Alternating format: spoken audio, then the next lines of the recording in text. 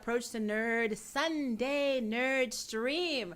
I know you guys think that I'm no longer friends with Blerd Without Fear. I don't know why you believe that, but I got him on here to prove that we are still friends. We just very busy people. But yeah, we are here to talk about lots of nerdy stuff. But before that, if you have not checked out Blerd Without Fear's YouTube channel, please do, because it is exploding and you need to jump on the bomb. So like and subscribe, please do it. I will link it below. I probably already linked it below because I do that. So let's just jump right into our news. And the first thing we want to talk about is Johnny Depp resigning, but technically not resigning, from Fantastic Beasts 3. He was shown the door. What do you think about that, Blerd? Can we just call it what it is? He didn't resign. He got fired. He got fired. Can we just call a spade a spade? He got fired. He didn't resign from a damn thing. He was unceremoniously fired, and which is funny because it was a libel suit. It wasn't a criminal court suit. It wasn't some trial. Basically, what they did was they said, "Oh, well, you lost a libel trial, so it's got to be true." Yeah. And I mean, it's sad that he's losing everything before he was proven guilty. And then on the flip side, Amber Heard is not losing anything, and she was also accused of hitting him. Mm-hmm. Actually, there were evidence. There was evidence that even stuff that tapes that leaked, audio that leaked, stuff like that even revealed that she was very dismissive towards him. And her because basically she categorized it, her abuse towards him meant nothing. That only his abuse towards her. And it's but that is not gender equality. It's what we're aiming for, people. Well, yeah, this is one of those things. She was like, "Oh, well, when I hit you, it's not the same." And it's no. It may not be a physical. Well, I mean, let's be fair. I've known some women in my life who can throw a punch. A one-hitter quitter, if you will. But it's emotionally scarred. Yeah. And there was something that came up in the trial about his having some mental instabilities. But I don't think it was fair. I don't think he should, because not only is he been fired or not fired from was it the Fantastic Beasts series? He's been not fired from Pirates of the Caribbean. Yeah, I thought they're recasting him, right? Mm-hmm. Or I think maybe just getting rid of his character entirely. I don't know. How do you get rid of Jack Sparrow in the Pirates of the Caribbean movie? It's his series. Yeah, that's really weird. That's like getting rid of Spider-Man. It's like, hey, we're going to keep making Spider-Man movies. Get that Peter Parker kid out of here. Yeah. We're going to make this about the Prowler. Spider-Man, it's okay. Don't worry about it. That is, that's messed up. I don't understand that. And now I'm wondering, because Johnny Depp was one of the most sought after actors from 2019 before, and now it seems like he's not even going to be castable in anything. I don't know, which is okay. So this is something that I feel very strongly about. Meanwhile, Johnny Depp getting fired from all this stuff. Ezra Miller. Ezra Choka-Bitch Miller still walks free. This man is still the Flash. He still has a job at Warner Brothers. He's still being cast in things. He's doing reshoots for the Snyder Cut. He's still getting his own movie. Yeah, that doesn't make sense. Is doing reshoots for the Justice League Snyder Cut 2. She's doing promo stuff for Aquaman 2. I mean, I'm just like, wow. And also want to point out, J.K. Rowling out here talking crazy. Transphobic. She has been asked to no one said, "Hey, can you please distance yourself from this stuff? Can you please maybe tone it down a little bit? Could you just not And no, she's like, no, it's my shit. I'll do whatever I want. That's literally what she's saying too. I mean, she's saying some really horrible transphobic shit, which is very insulting to a lot of people. But because it's her fan base.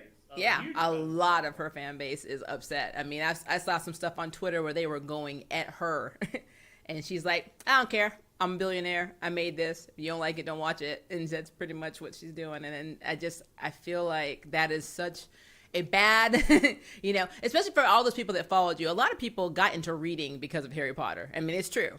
A lot of people did not read traditional books. They didn't want to read anything. That reading basically returned because of Harry Potter. I will stand by that.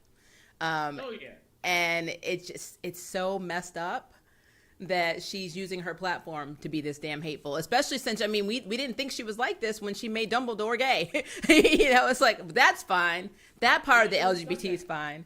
But it was such an afterthought. Yeah. By the way, like, this was like after the movies didn't even happen. So like, by the way, Dumbledore's gay. Yeah. Which, that's why he was very close to Nicholas Flamel. That whole thing is just crazy. So, but yeah. So what we're basically saying is Johnny Depp being asked to leave without proof, that's messed up. Because you should be in a country where proof is the number one thing. He should be found guilty without a doubt that he is beating his wife. And if she's hitting him, she should be facing the same, outcome that he does. Right. No, 100%. Yeah. By the way, SFCK Killer, what's up? What's good? Good to see you. All right. So before we move on from this subject, do you think that he is still able to work? I think so. I think people would hire him. Because here's the thing. If Warner Brothers is going to harbor, and I'll use these terms, aid and abetting, physical assaulters, and husband beaters, I think other studios will probably do the same. Because they do. They already do. People were giving Sean Connery work. God rest his soul, but he was beating the shit out of women. He really was. I hate to say it. And he didn't even try to hide it. I know. I remember there was an interview. People don't remember this. There was an interview he did. This wasn't like a magazine. This was actual video. This dude was literally sitting there like, oh, yeah, no, you slap the bitch. You just slap her. He just popped her. She was talking. She had to go. Wow. I had to beat a bitch ass. Oh, Lord. You can't just, if it's actually proven in a court of law, in a criminal court case that someone did, and let's be fair, Robert Downey Jr., who I think is one of the most beloved actors walking around today, he was a heroin addict. The dude was unhireable because he stayed in and out of jail. He stayed getting DUI, stayed getting caught with possession, stayed having to go to court over some drug charges. And Marvel was like, all right. They're like, John Favreau was like, I want Johnny Depp. And they're like, well, all right, we can't get nobody else to play this motherfucker, so come on, get him in here. Well, I mean, at the time, let's be fair. Keep him clean. Keep him off the sauce. No, but Robert Downey Jr. playing Tony Stark as an addict pretty much falls in line with the character. So, I mean. Actually, that's probably what Marvel said. They're like John Favreau was like, hey, we want to get Johnny Depp to play Tony Stark. They probably looked at well, I mean, we could do well. We got the perfect guy for Demon in a Bottle. I mean, you're not wrong. Wait, how does he look with a goatee? That was probably the one question. That might have been, yeah. Well, you already know what my casting philosophy is, because Bryan Singer has made this possible for me, putting the board up, putting the pictures up, and throwing darts at it. That's really much to set the mold for everything that everybody does, from that to CW writing. That's what I think happens. Not inaccurate. So yeah. Not inaccurate at all. That's probably what went down with MCU. I'm just saying, Marvel was like, how do we do this? This is how we do it. We just put it on the board. Well, Robert Downey Jr., I think it works. What do No, we're just gonna go with We can go with it. that. Fine, right? Yeah, so tell me about this Rachel True thing. You were telling me that I know the Craft came out. I watched the original Craft, and I know the sequel, I believe. And is it the sequel we're talking about, or the OG Craft? We're talking about the OG. Okay, yeah, I need you to tell me what did you read about that?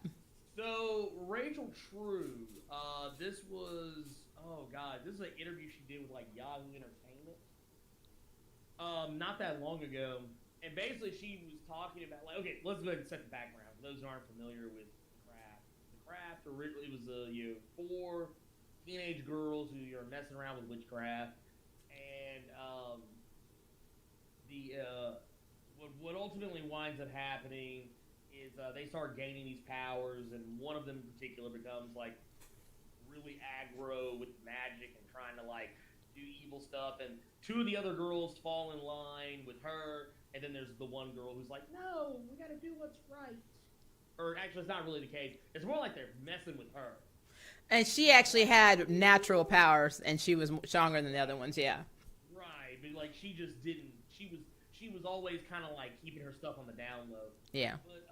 But what ultimately was going on though is that Rachel True, who played Rochelle on the show, she was basically saying that she actually had to like fight for the role that she got ultimately in that movie, because originally that role was written and intended to be a white person. What? And that Fairuza Balk, Neve Campbell, and Robin Tenay, all of which played the main witches in the movie. They all played other characters that she didn't. All four of them had actually auditioned for the role of Rochelle, which I found even more funny. But basically, like, one thing she was saying is that it's a big movie in terms of my career, but it's also a big movie for black people out there. It's one of the first teen movies that wasn't a black teen movie or like a white teen movie. It was just a teen movie, and she happened to be in it. But they said that when she was cast into the role, they actually rewrote the character to fit her. But basically, the way that the character was supposed to be written was that her whole thing was supposed to be bulimia, which is kind of still in the movie. Yeah. They hint at it more, but they don't show it as much. Yeah. Yeah, they don't really show it. No. Yeah. But basically, what they did is they switched it to have her dealing with racism. And how she felt being at like a school, like an all-white, or pretty much all-white school that also was a Catholic school. That's how that felt. Speaking as a black person who did not go to a Catholic school but had siblings who did go to one, yeah, no, that ain't it. She said that but one of the things she was talking about, the thing that kind of like, I guess where everything was kind of hitting, was that she said she didn't actually get any like racist like attitudes from her co-stars, like so Robin Tenay, Fairuza Balk, Neve Campbell. She said she didn't get anything from them, but she said that like being on the set of the movie was very like, like it was like there was always like something like in the air. And then I think one thing she got quoted on was when we were shooting the movie, I had literally been told by my team to stay away from Fairuza. They said that she can get away with stuff and you will get fired for it. I was literally told, you're black, don't say fuck you mommy like the white girls do. Wow.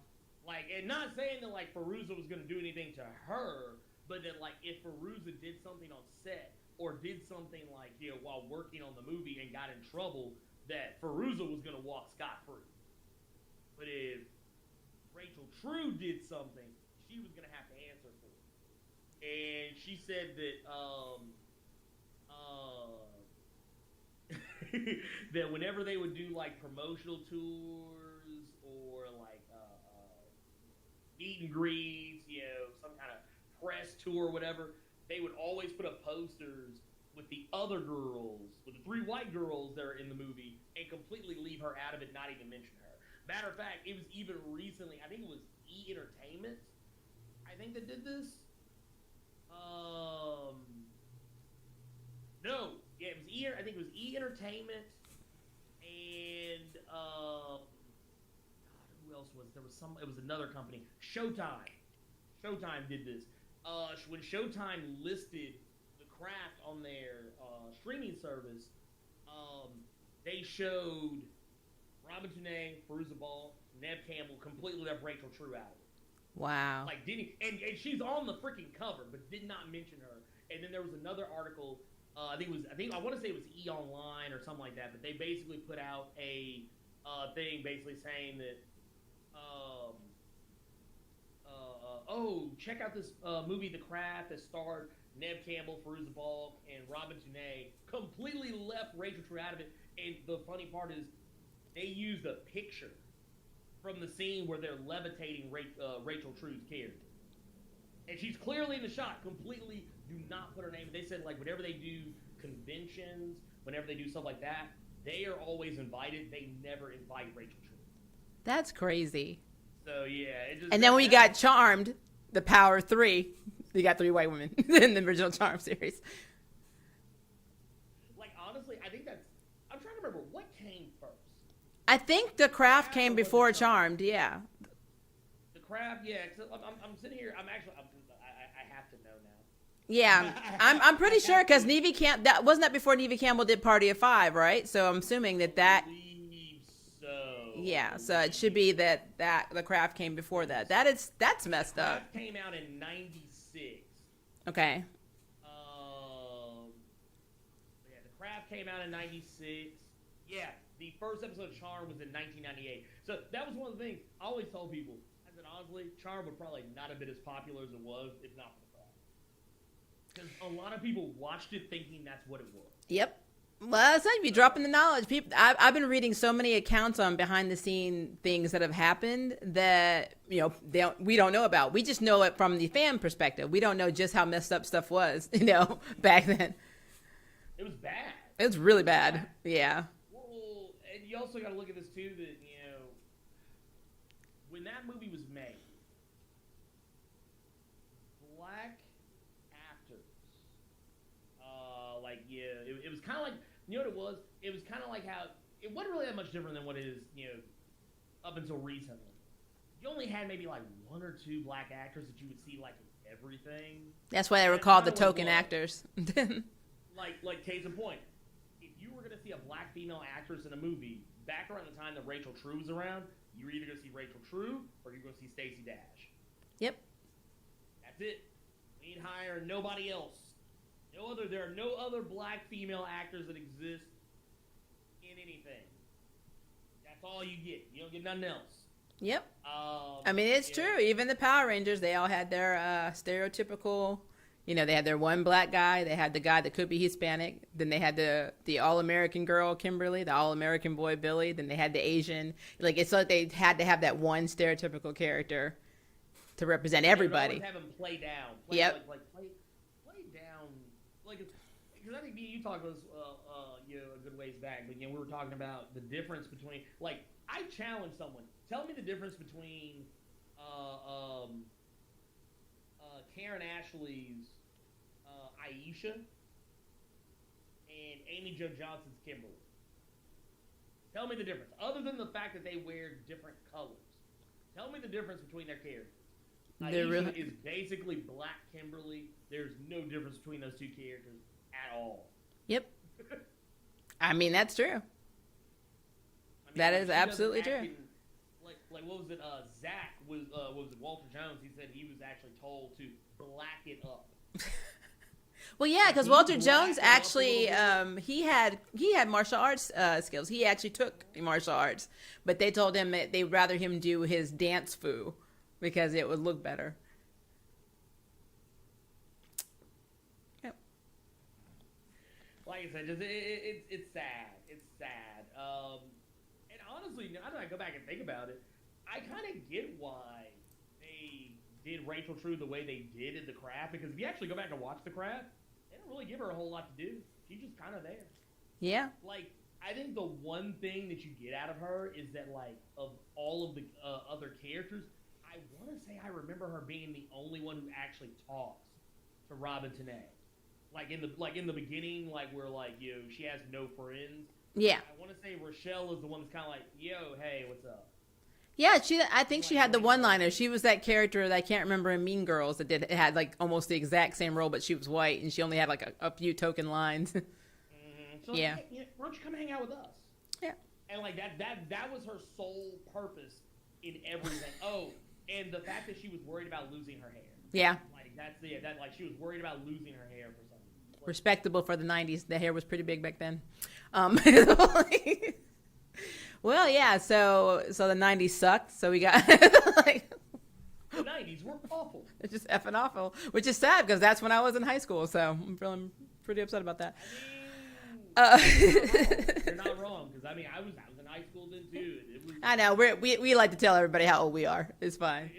It's fine. Pretty regrettable. Yeah, it's pretty. Those times I do not want to return to.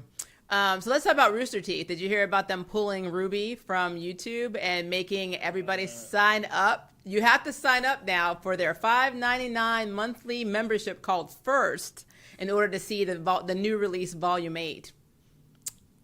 I'm good. So really, I'll wait for it to release on Prime because I know they still have 1 through 6 on Prime. I guess 7 will eventually release. I'm not paying $5.99 a month to see. I can't even fuck with Rooster Teeth anymore. I really can't because like they're just awful. They're just awful. There's some stuff going on there. I mean, it's actually a mess. And I like Ruby. I really like it. I mean, for me, it's Monty Ohm's last project. And that's why I like it. I don't know how I feel about them saying that they have to pull it from their fans off of YouTube because they can't monetize it because it's children's. And I know that YouTube's doing this crazy stuff with children content. But I mean, they've been established for a long time and they had no problem with the previous seasons being on there. And now all of a sudden that Volume 8's coming out, everything's being pulled and going exclusively to their website. And that to me is very strange. So yeah, they hyped up Volume 8 and then basically told all their fans, now go pay for it. That's literally what they said. And I'm, Nah, I'm not doing it. I'm not going to do that. So. I have 2 words for you. Fire stick. Yeah, I mean, there you go. Well, like I said, I know they have the first 6 seasons for stream on Prime. So eventually 7 will be there, and then 8 will be right behind it, and that's when I will see it, unless somebody lends me the Blu-ray, because I'm not going to pay $5.99 a month on Rooster Teeth. They don't have enough interesting content for me to explain and even legitimately explain why I would give you $5.99 of my money on a monthly basis. That's not going to happen. So. Well, yeah, no, I'm not, no, because well, first off. Can we be brutally honest about Ruby?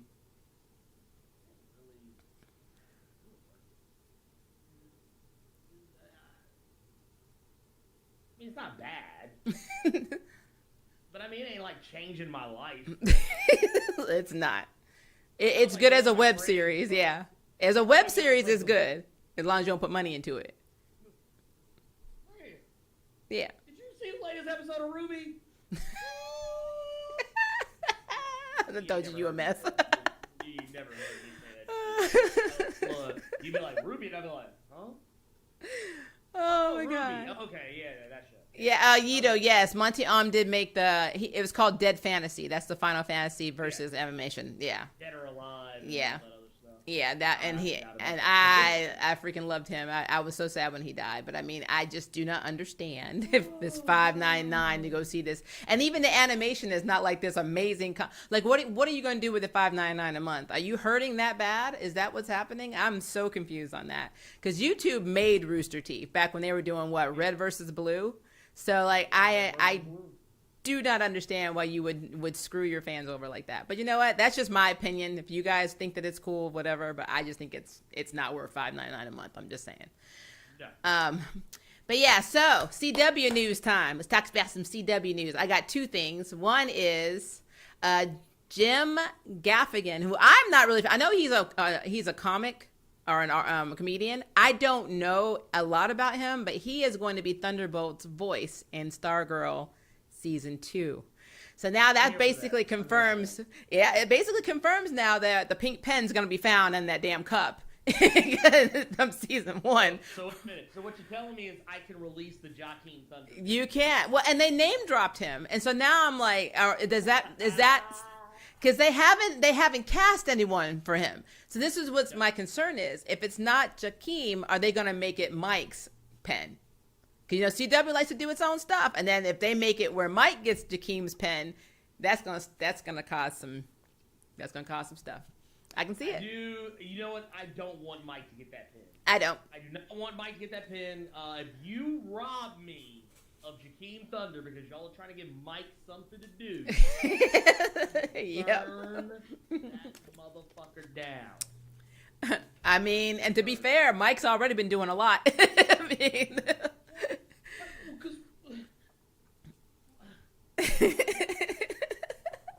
I'm over here crying because I'm laughing. Nothing to do. He's little brother. He just sit, chill, and drink his juice box. Roll, leave Thunder be alone. quiet. Let Joaquin be great. Joaquin came first. Yep. He's Johnny Thunder's successor. So if they don't have Joaquin in season 2, because they have not announced the casting of Joaquin Thunder. Now it could be something they're keeping, under wraps, but they have not announced it. But we do have a voice actor for the Thunderbolt. So I don't know what's going on with that. I do wonder if they will actually let him say the line. Because like when Joaquin and Thunderbolt first meet each other. I wonder if they'll get in trouble for saying this. But the first thing he says to him is, "You ain't never had a friend like me." Like literally the first time they meet, Joaquin asks who he is, he's like, "You ain't never had a friend like me." And I'm like, wow, okay, let's go. Let's keep it going. That could be something he says to Mike too, because Mike doesn't have a friend. He doesn't seem to have any friends. I'm like, honestly. I will say this: there's something I've seen in the notes too, and actually, this I would co-sign on. If you want to let Mike have something to do, he can have Alan Scott's lantern. He can have Alan Scott's lantern. I'd be perfectly fine with that. And they did show the lantern too in season 1. We saw the lantern and it was actually glowing in the closet. Or because we know I think Dr. Fate is likely. I think it's already been announced or will most likely show up this season. Dr. Fate. I know we're getting this. We have the Shade. What's his name? The helmet was shown. It was one of the things that. Yeah, we saw that. We also saw Jay Garrick's helmet as well. Mm-hmm. I knew. Actually, well, give him that instead. Let him have that. Let him have that. Let him have that. Let him have that. Okay, so they have Eclipso. So Eclipso is going to be played by Nick Taraby, who is from, I know he was on the SEALs team and in this show called Affair. I've never watched Affair, but I know he was on SEALs team. So he's going to be, Jonathan Cake was on SEALs team. So he's going to be the Shade. And then Nick Taraby, who was, he was the captain, he was Captain Boomerang on Arrow. That's who he was. He's playing Eclipso. So they got Captain Boomerang playing Eclipso. Wait. They're bringing him back. Yeah. But, I mean, this is Earth. Remember, this is Earth 2, so it's not Prime Earth, so they can do that, I guess. He'd be completely different. So, yeah, he's going to be Eclipso. They're bringing this dude back. Wow. You know what? I'm here for it because that dude is really good at playing awful people. He really is. He really, really is. I still remember him as Asher. I still remember him as Asher from Spartacus. Huh. And he was terrible human being. And I still hate him to this day. Well, then you will really hate Eclipso then. He's probably going to bring all of that Asherness into this role. That's probably why they cast him. Will.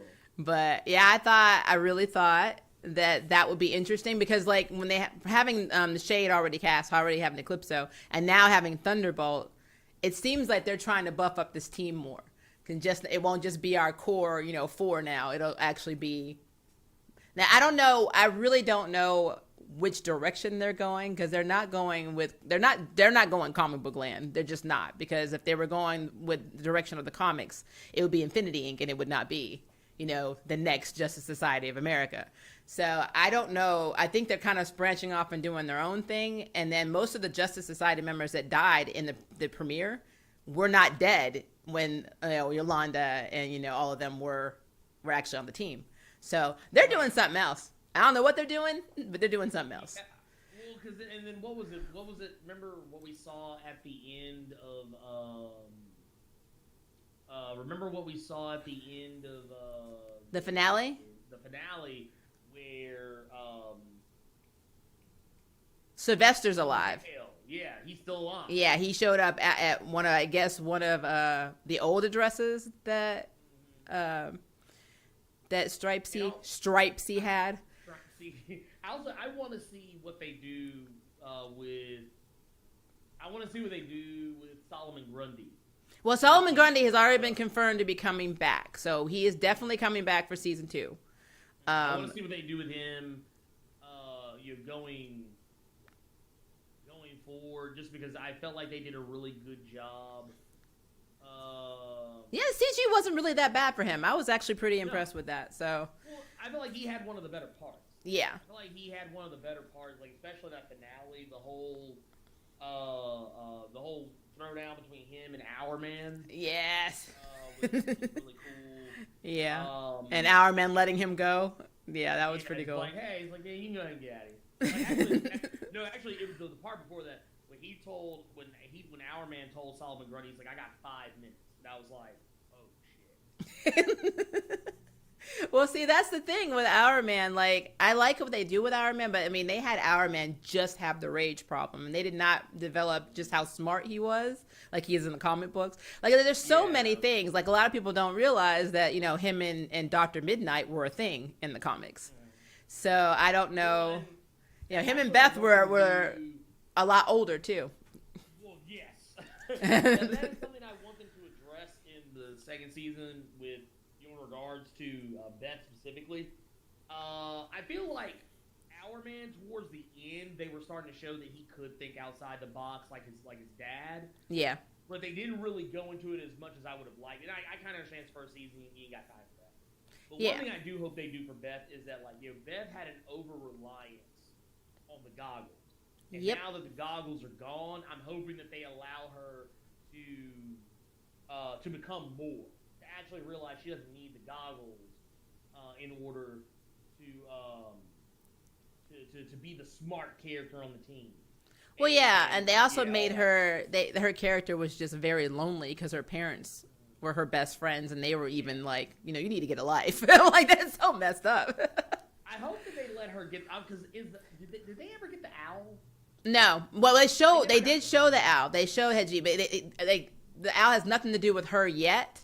Because remember, in the comics, even, and in the comics, that for some reason, the owl was very taken to Beth's character even before she became Dr. Midnight. So when she actually took on the mantra, it's like he would show up sometimes, but really, it wasn't really. That was more OG Dr. Midnight stick. Yeah, OG. So yeah. I do hope they bring. I want her to get the owl. I think it'd be cool. I feel bad for the owl. Who the hell's feeding the owl? Like, is the owl eating? Are there just a lot of mice in the Justice Society headquarters? Well, and then now that we're talking about that, I know we're going a little off it. Let's talk about the fact that all of these artifacts for them are just sitting there, right? And nobody thought to go grab them. They just left everything pristine for the new generation to come get it. But yet, just leave it nice and neat. That doesn't make sense, since the main battle was set there. Like, why don't you just grab all the shit and go? I don't understand that. But that's a whole other. That's just me nitpicking. But I don't know. I just feel like season 2 is going to be interesting because Eclipso is coming. So no, I agree. That's a pretty big villain to bring in to your sophomore, series. Well, and Jade too. Yeah. Which I remember even before the finale, I had I remember like the week before the finale, it's something I actually caught. I think even before that, like, you remember they showed the picture? They originally showed the picture of the Injustice Society. Mm-hmm. There was that character. I kept looking. I was like, there's some dude in the background of that picture. Like, I can't figure out like what's going on there. And then we get to the finale, like, oh, they zoomed in on it, and it's like, oh, it's the shade. The reason why I couldn't see him is because he's the fucking shade.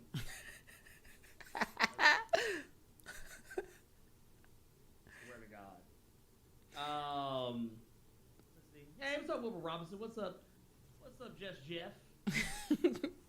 All right, so let me tell you about my second news, girl. I think you really will be into. And just so you know, Ernie, they said that your voice is going in and out. It's not doing it on my end, so I'm not sure what's going on. I'm just letting you know. So this is something I found extremely funny.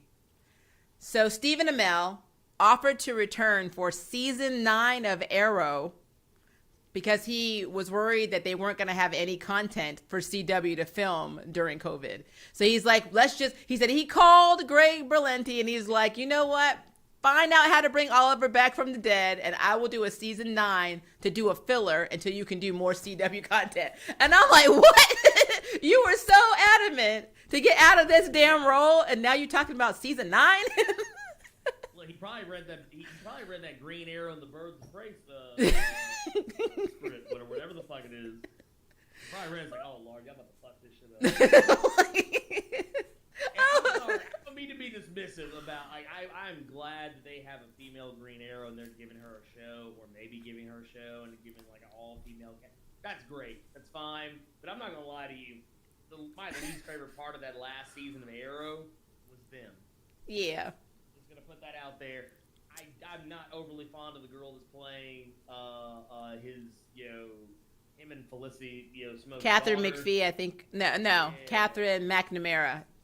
I'm not a huge fan. Yeah, I liked her in Shadowhunters because I like the book series. But yeah, I'm not really. I think her character is very overly aggressive for no reason, like and angry for very little reason. I don't like angry. Like, case in point, there's a reason why people talk about My Hero Academia and they're always talking about Bakugo, and I'm like, I don't like Bakugo. Yeah. I don't like characters who are always in aggro mode. Like, they're always like, oh my god, I gotta like honestly, the only thing that Catherine was Catherine McNamara. Is that her Yeah, name? that's her name. Yeah. The only thing she doesn't do when she's on the show is that she doesn't talk like a wrestler. That's the only This thing is she's true. missing from her character. Like, if she came out on the set and just constantly talked with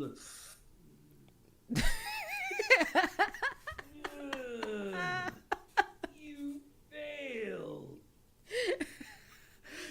City. I'm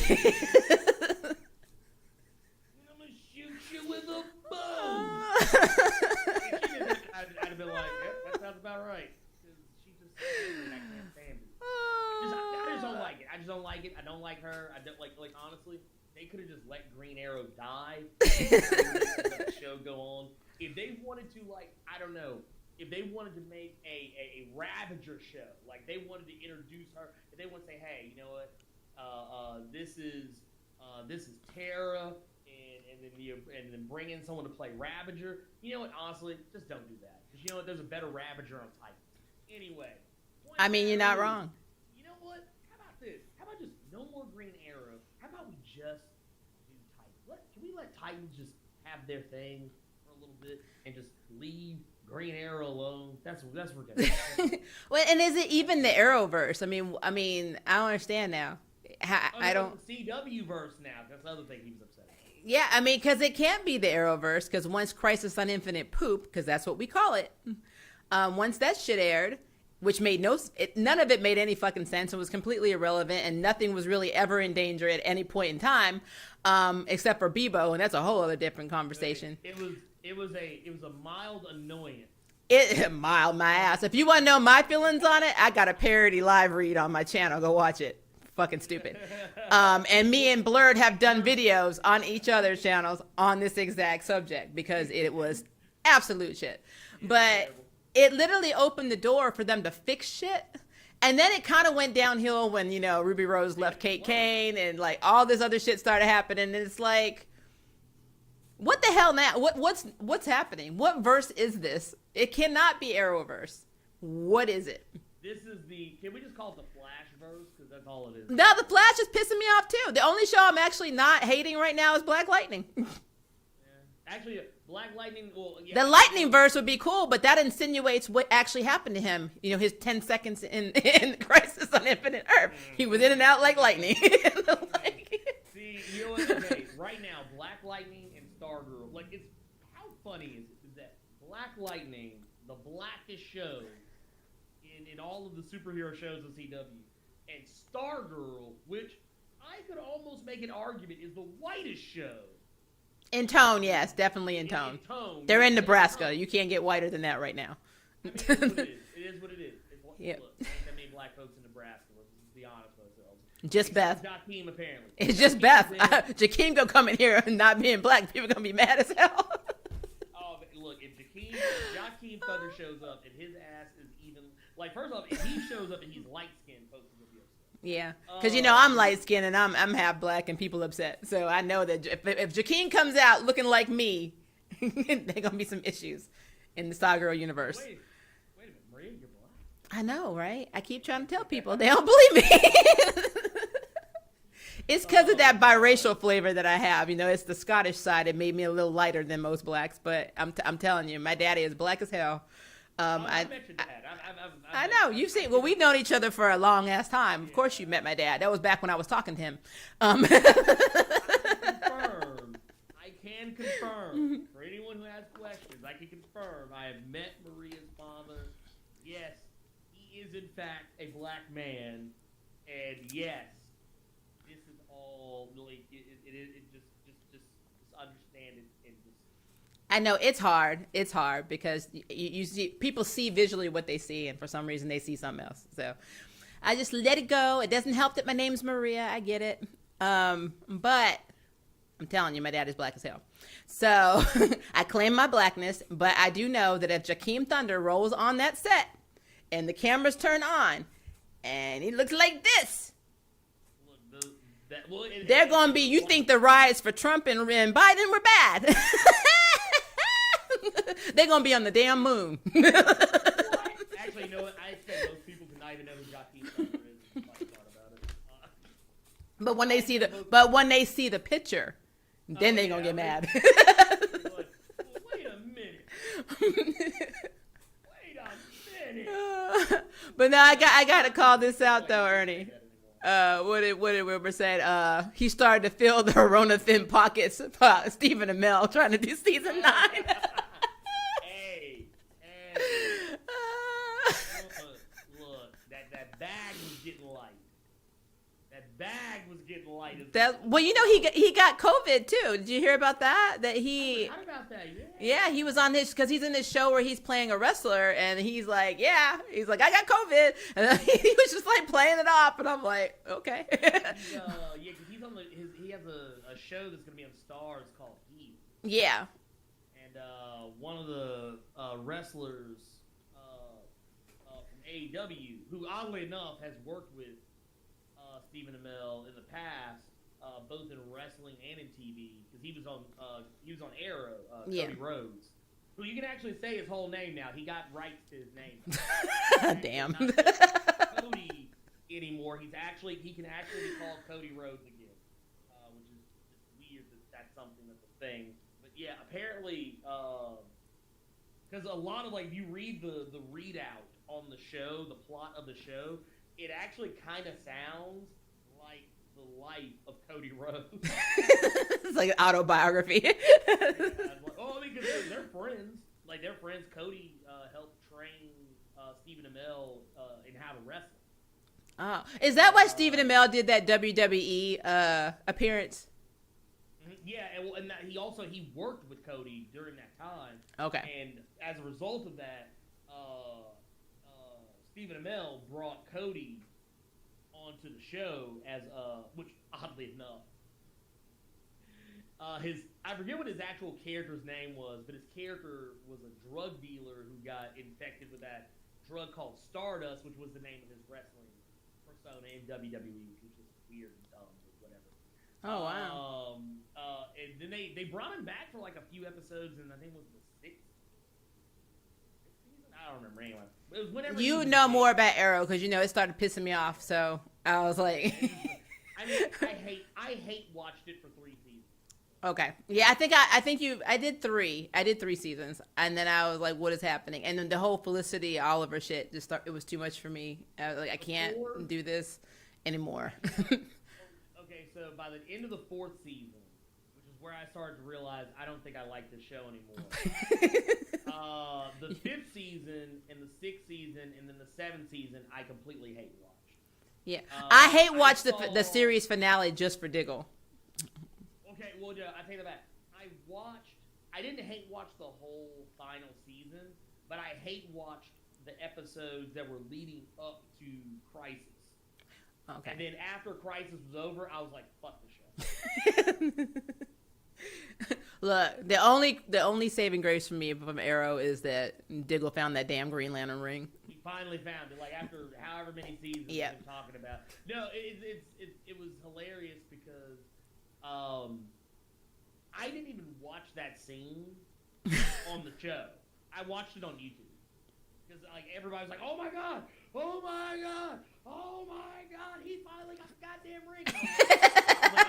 I was like, all right. Well, then I went to YouTube and I looked. I was like, looked up the scene and I was like, I saw the scene and he was all like, open the box, green light, and I was like.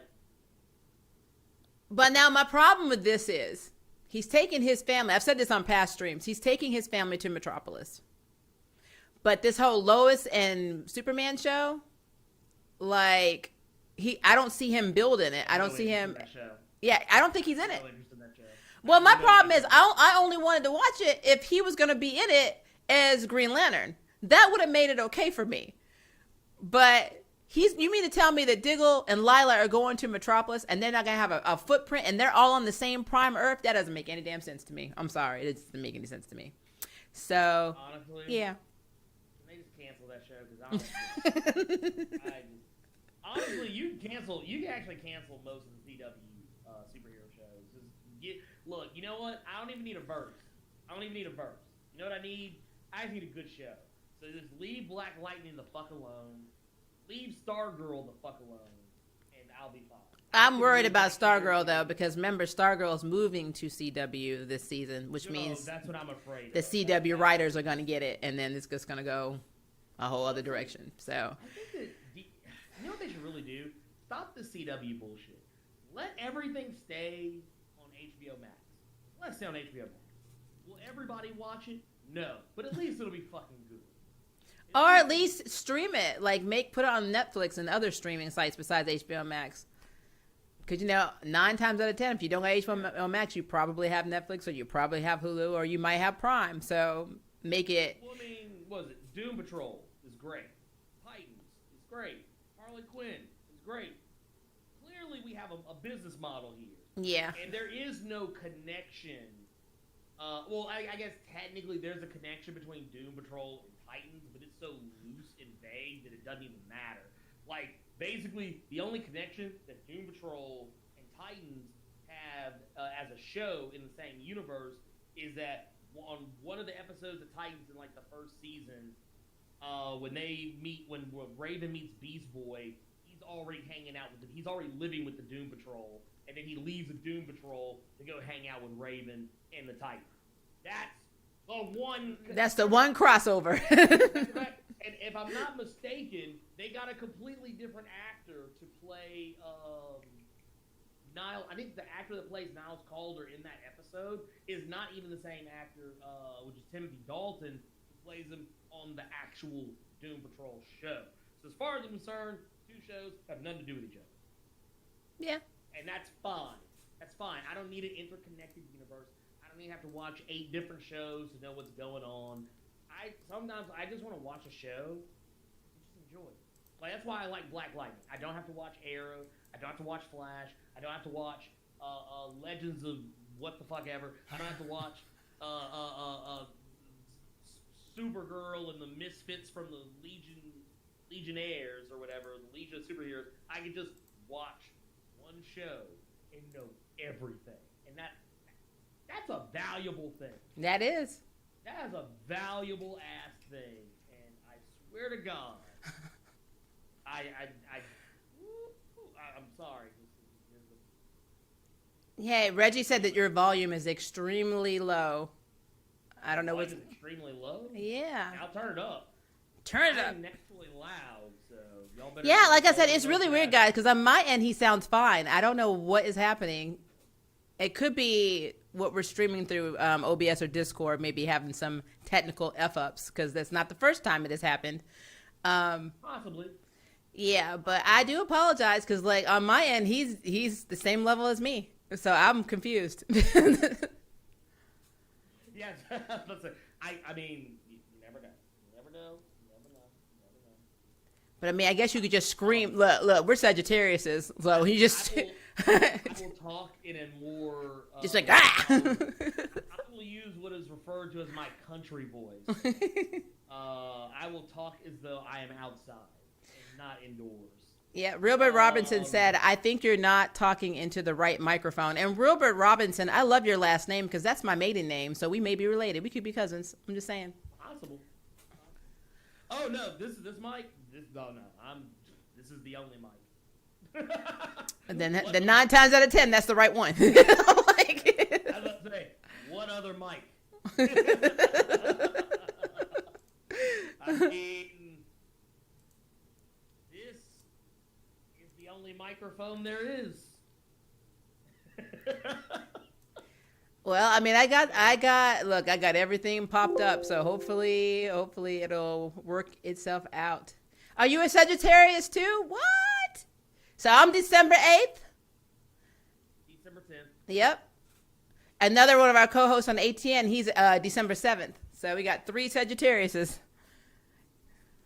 All right. 9th in there will be, where we got 7th. Yeah, he's the 7th. I'm the 8th. You're the 10th. So Wilbur, you need to roll in here as a 9th so we can have all of them in a row. Yeah, we're just and then we can have a whole week. We can just take over a whole week. He's December 3rd. Okay, I forgive you. You're still in the club though. That's my daddy's birthday. There you go. Not mine. Okay, so let's talk about Future State having a non-binary Flash. Yeah, Jesse Quick's nephew, I think. Okay, yeah, Jesse Quick's nephew. Yeah, his name is Kid Quick. I think is his name, if I'm not mistaken. Kid Quick? That's so original. I mean, honestly, it would probably would have been like, instead of Max Mercury, they could have named him like Pax Pluto, or I don't know. I'm blank. Joey Jupiter. That's about right. Venus. That's about right. That's about. Oh God! Don't call him Val Venus. No, I remember you when they showed the picture first. I remember I actually DM'd you, or I think I called you and I said, "Is this a woman or a man?" And you were like, "It's a man." And then I'm like, "No, I'm binary." I'm like, so technically we were both right. We're both right. Well, because at the time when they showed the solicits, they had shown 2 different flashes, and one was a woman, and then there was another that looked more male. Yeah. But now, because basically what was going on, the Flash that was female was from the Crime Syndicate, and the Crime Syndicate is now in the Suicide Squad comic for Future State. Oh yeah. So that was a villainous version of the Flash, whereas this one is a more heroic one from like Earth 11 or something. Yeah, there was different Earths, so definitely multiverse stuff going on. So yeah. They're part of what is the Mary Mary Multiverse something or other that they're doing. So it'll be like a Christmas special comic they're doing, and apparently they DC liked the character so much they wanted to put them in Future State. So, okay. So they want to make extra money on the figures when they come out. So I get it. Yeah, no, that's precisely. Not only that, but it's kind of like what we were talking about in the show. Is that I can't help but get the feeling that they are doing this out of a need to cash in on a trend in that's going on in Hollywood as a whole, because lately we've had just in the last probably in the last like year, or at least half year, Hollywood's had a lot of introduction of characters who are LGBTQIA plus, queer, trans, non-binary, whatever. And my fear is that I hope that they are not doing this to try and cash in on that and like actually tell a good story. And because one of the things I think is that tends to happen, and you can probably attest to this, is that whenever they make these announcements, rarely does it actually pay dividends when the character is introduced. Yeah.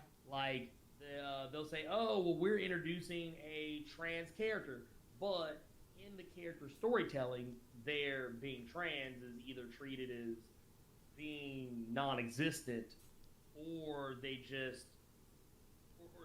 tiptoe around it. They try not to offend anybody. They try not to offend anybody that is trans, but they also at the same time try not to offend anybody who is not. Like, does that make any sense? Yeah, well, Star Trek Discovery, if you watch Star Trek Discovery, they introduced 2 new characters, and one is non-binary and the other one is transgendered. And what was interesting about this is that the girl who plays Audria, who is the non-binary, she's played by Blue Del Barrio. She hadn't come out to her family as non-binary yet.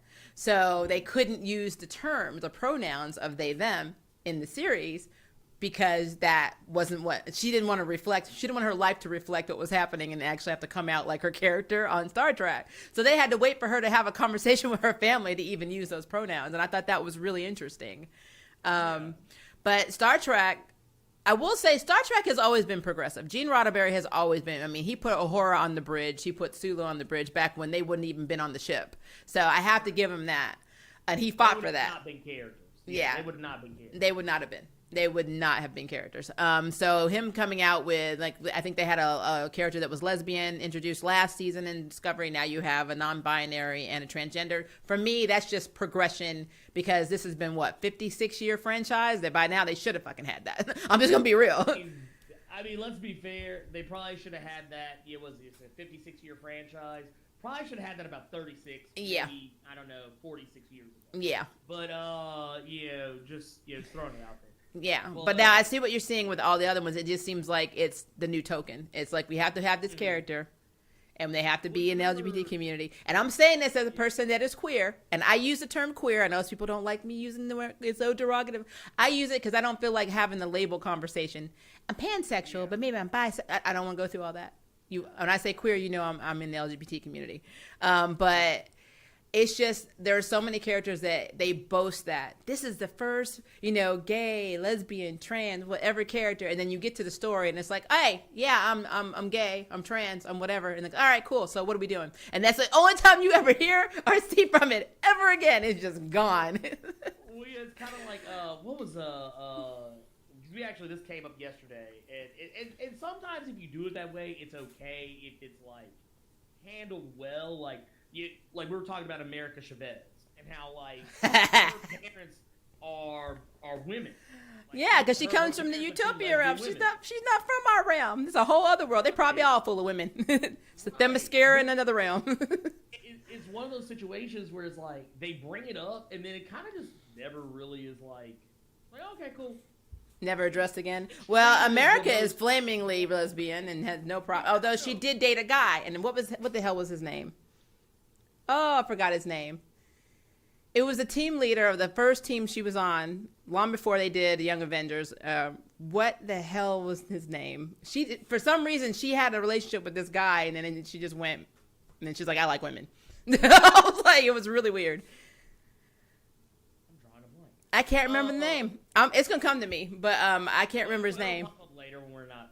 Yeah, but I just thought how they handled that was interesting, because they didn't say she was bisexual or pansexual. She was just with this guy, and then all of a sudden she was like, okay, now I like women. And I'm like, I hate when they do that, because it kind of sets that, oh, you're bi-curious. You just you woke up one day and were like, I'm gay. It's just something they do. They don't handle it very well. No, that's the part I don't. That's the part I think is kind of mishandled. Is that when you talk about a character who's bisexual or pansexual, and you make it sound like they just like, because it feeds into the myth that all bisexual people and all pansexual people can't make up their minds. Yep. And that they are sex hungry, because that's what people think about when they think about someone's sexuality. This is why, like, when people ask me, oh, well, do you think so and so and so and so are dating? Do you think so and so and so and so are together? It's one of the reasons I don't care. It's why, like, I always tell people who someone is fucking is the least interesting aspect of that person to me, because I don't care. And yeah. I don't think it's important. Like, at least not to me. I think it's important that you display people having different sexualities and genders, so on and so forth. But I think that as far as, like, to me as a storytelling mechanic, it doesn't matter to me because I'm not of those. So, like, it's like, to me, it's just a thing. It's kind of like what I was talking about with Wonder Woman. It's like, when Superman asks Wonder Woman or tells Wonder Woman, oh, I think it's really awesome that you're backing gay marriage, and she's like, well, I come from an island of all women. It's just marriage. That's kind of my attitude towards it, is that it's not gay marriage, it's just marriage. Because honestly, it's there's no, like, a gay couple has the same hardships that a straight couple is going to have in terms of, like, are you going to argue over finances? Are you going to argue over infidelity? Are you going to argue over not spending enough time with each other? Are you going to argue over someone working too much or not being as attentive? It's the same thing. And what a lot of people don't understand is, like, what was it when Batwoman? You remember when the first trailer for Batwoman came out? Like, the YouTube was terrible. It was like, oh, I actually remember one of the first ones I saw was like, oh, how is Kate gonna be? How she's not gonna have time to be fighting criminals. She's gonna be too busy with her face in some woman's pussy. Yep. Like, they did that with Charm too. Unfortunately, when they said Mel was gay, they said she's gonna be a carpet munching witch. I'm like, wow. Yeah. Well, the funny thing is, that's how I know people don't actually know real lesbians, because lesbians, they have sex about as much as probably anybody else does. I mean, just because they're lesbians doesn't change the dynamic. Not all. I mean, TMI, guys. I'm in an LGBT marriage and I have sex all the time, so it's all good. Yeah. Putting it out there. I'm knocking that, but just, like, it's an assumption that that's how it is, like, across the board. Like, there's like, oh, it's two lesbian women over there. Guess what? They're fucking right now. There, over there. I just saw it. And it's like, oh, hey, there's two gay dudes over there. What are they doing? Oh, they were fucking. Oh, where? It's like, there. who really cares? Like, I don't understand in superhero, especially shows or whatever, why you care either way. Because that's not the plot. Who they're banging is not the plot. Honestly, I say when people are overly concerned with who people are having sex with, I say that says more about you than it does about the characters that you're concerned about. Because, like, when the whole thing, like, with Wolverine and Cyclops and Jean Grey, the status quo now is that they're in an open relationship, and it's like, and everybody was freaking out about it. And I said, the fact that y'all are like, okay, the whole thing for years was that, oh, it's a love triangle, and that one of them has to win, and, like, oh, you were perfectly fine with two grown ass men basically having microaggressions at each other over an average ass woman. I mean, it wasn't like it was Quanin. I could see Quanin Psylocke.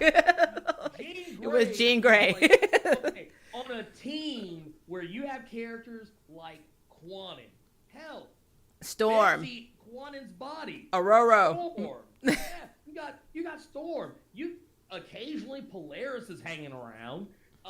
You've got you used to have the Scarlet Witch coming by every now and again, but you ain't got that no more.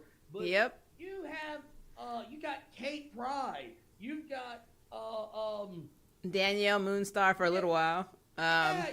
You got Siren. You have. I mean, there's so hell. Even Emma Frost switched to the other side. I mean, you had so many options. All of these characters are infinitely more interesting than Jean Grey. And yet, everybody was perfectly fine with watching a 5'3" hairy motherfucker and some 6'2" sunglasses wearing motherfucker fight over this average ass pussy. And now that these two guys literally just like, we can just share it. Now all of a sudden there's a problem. Now all of a sudden, Because I mean, they were sharing it all along.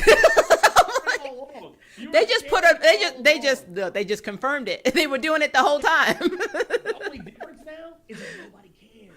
I mean, look, they should be more concerned that Wolverine walked in on fucking Quicksilver and Scarlet Witch doing it, and they are twins. I mean, that's more of a concern for me. Here's my thing, though. Here's my thing with that, though, is that I would be more concerned if they were sharing Emma Frost. Because then my question would be, wow, Emma is lowering her standards. I mean, I get Cyclops, but Wolverine's another story. Like, yeah, she like, I get her and Cyclops, that's the thing. But Wolverine, really? She's fucking short dudes now? Okay, I guess anybody can get it. Any port in the storm, right? Well, I mean, everybody should have been going for Storm. That was the main point. All of them should have been going. Look, that's the order of the hierarchy. You go for Storm, then you go for Quanin, not Betsy, Quanin Psylocke. And then if you had some time left over, then you played with the other ones. Like, yeah, you can just run around and find Siren and go around and maybe even... Well, I guess you wouldn't get very far with Rogue because she'd drain your ass, but... I would rather them fight over Dazzler. Wow, yeah. That's saying a lot, too. One woman's name, the rock star that's not Dazzler. Was it Lila Shanae? Or what was her name? I don't know, but you know what just popped into my head? I'm going to tell you what just popped into my head right now. Ultimate Nullifier. That's who America Chavez was dating. There you go. Just right in my head. Ultimate Nullifier. I'm like... The sad thing is, it took me a minute to realize, like, huh? Yeah, because I told you it was going to come to me randomly for no damn reason. I don't know. Like, that's why I always laugh. Like, when people are like, oh my God, they're... Because you know what the implication is, right? The implication is that, oh, well, if they're sharing gene, are they fucking each other too? Okay, well, if they are, so what? They were doing it the whole damn time. They've been doing it the whole time. They were doing it the whole time. I have never met two men in my entire life who hated each other's guts so much and didn't get along so much, but so deeply love and respect each other so much that we're not fucking. Okay, so I mean, if they are, so be it. I don't care.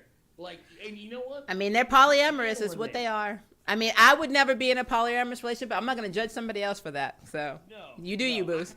No interest. I have no interest in polyamory. It is, I honestly, for me personally, it's not that I think it's wrong. It's just that I only have enough love for one person.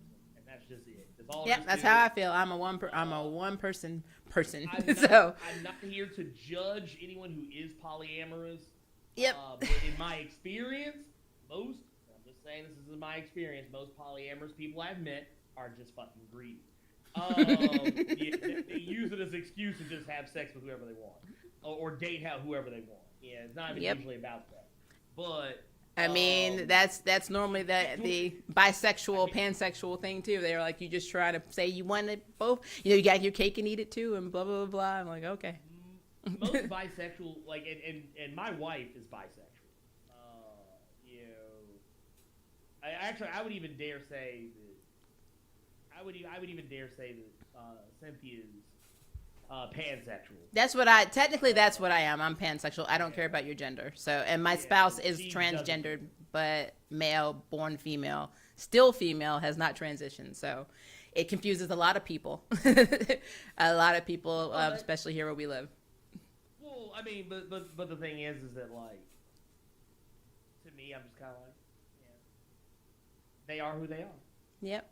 Yeah, and that's all it is to me. It's interesting too because, you know, when we were talking, you look at comic books and it tries to reflect a little bit of reality. X-Men has always been political. It always dealt with racism. It always deals with discrimination. And I know you were talking about how it pisses you off when people don't realize that comics have always been political. And like, terribly political. Yeah, and so now everything went from being political to having an agenda, and I'm like, it's been this way the whole effing time. It's always been this way. I don't get it. Here's the thing: the people who tell me that, oh, this is all new. That I missed the times when the X-Men weren't political. I guess you never read God Loves Man Kills. Bless your heart. Bless your heart. You've never read it. You probably never watched Star Wars then. Oh, bless your heart. Oh, you better stay the fuck away from Harry Potter then. That shit is terribly political.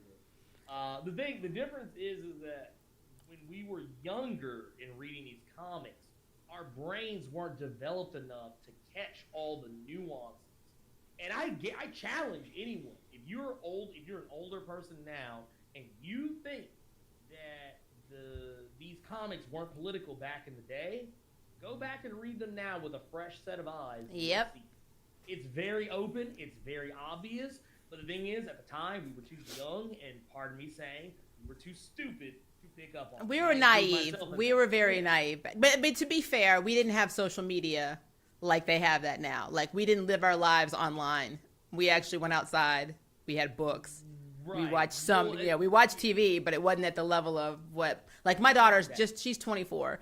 She literally, her face is always in a device. I don't care if it's her Switch, her cell phone, her laptop, her tablet, whatever. Her face is right here at all times. It's all the time screen time. Yep. So the benefit to that is they are very exposed to other cultures. They are very exposed to politics. We weren't, that's not our world. That is not, like most of my life, I was a military brat, but most of my school life from junior high on was in Memphis, Tennessee. That's also where Ernie lives. So when we were educated in our schools, we didn't have all this stuff. Like there was no talks about, diversity and, if you read comics, you read them because they were cool. You liked the costumes, you liked the storylines. You didn't think, oh, there's something deeper, there's another meaning to this. So it wasn't until I was older that I was like, oh, this shit actually was pretty cool. So yeah, it is definitely a generation thing. Definitely. And yeah, I'm old. No, definitely. I mean, we are both. Yeah, but I'm a little older than you. Oh yeah. A little bit older. But but you almost there. But you haven't caught up yet. I'm not far. You're not far. I'm not far behind you. You're not far. Yeah, and y'all just have to. We'll just leave that. We'll leave it right there. Well, they know my age, but I don't blast anybody else's stuff out. I leave that in the jar. Yeah. I mean, I have no qualms with that. I mean, I am bordering upon 38. Yeah, and I am bordering upon, and I say bordering, I mean in the next month, I will be 44. 1976. Look, nobody ever screams that 1976, bitch. I'm 76. What you gonna do? We don't do that. No, we don't. We should, but we don't. Oh Lord. But let's see what else I got. Oh, Stranger Things. The writer revealed the first episode title for season 4, and it's going to be called The Hellfire Club. I'm like, what? I'm not getting sued. I don't know. How? I want to know. Okay, because I get it.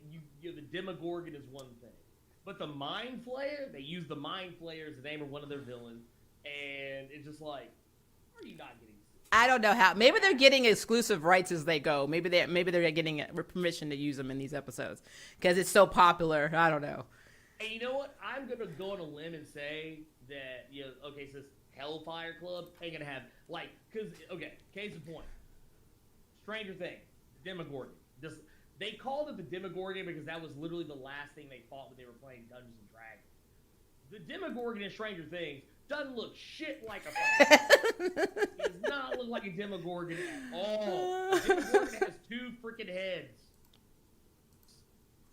I mean, yeah. And a Mind Flayer, mind you, does not look like, it's not some giant monstrous entity with random legs. Octopus man. The man with an octopus for a head. Good Lord. And the sad thing is I can't even say where they redesigned it because this is set in the 80s, so. Right? Well, and then, okay, so you're going to have the Hellfire Club. So I basically automatically go into this knowing that the Hellfire Club is not, it's going to be a cheeky nod to, it might be a cheeky ass nod to What was it? The X-Men Hellfire Club. Yeah, the X-Men Hellfire So Club. Emma Frost and them are gonna show up. But beyond that, nothing. And I swear to God, this last season, season 3 should have been the last season. They really need to stop. They really need to stop because they had one good season that first season, and it was solid. It was everything. Then they came to that second season. Everybody was like, "Ooh, let me inject it right in." And we realized they hot shot us. They hot shot us because they gave us some bullshit. That second season was doo doo because they were too busy trying to set up a whole other franchise before anyone wanted it. You haven't even answered my questions from the first season, and now you're trying to shoehorn a new show with some characters I don't give a fuck about. Yeah, and then season 3, we didn't even see the other kids like 7 even in. No. Yeah, so the Duffer brothers figured out they fucked up. They figured out they fucked up, and I'm gonna tell you right now, if you go look at season 3, I think is actually good. It has a couple of problems, but it ain't perfect. But it's as close it's better than season 2.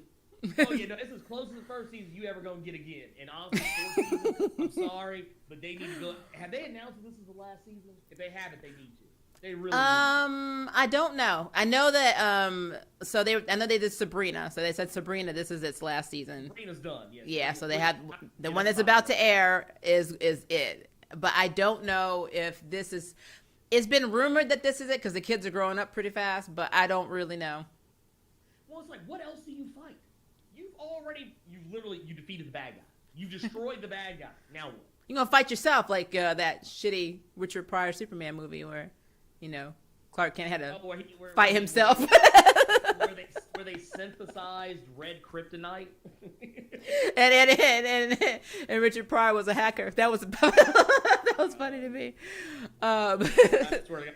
Like Cynthia, okay, so Cynthia and I actually have talked about this. She's never seen the Superman 3 or Superman 4 for that matter. She doesn't need to see either of those. She wants to see them so she can have the same. Because I remember when I was a kid, I actually grew up watching Superman. I grew up watching Superman 3 and Superman 4 because we had bootleg VHS copies of them, and I would get bored sometimes, and I would just watch them over and over again. Because I was a kid, I didn't know any better. So I've seen Superman 3 more times, Superman 3 and 4 more times than anyone should ever have seen those yes. in their life. Yes, because half of a view is really anybody should have watched. It really is.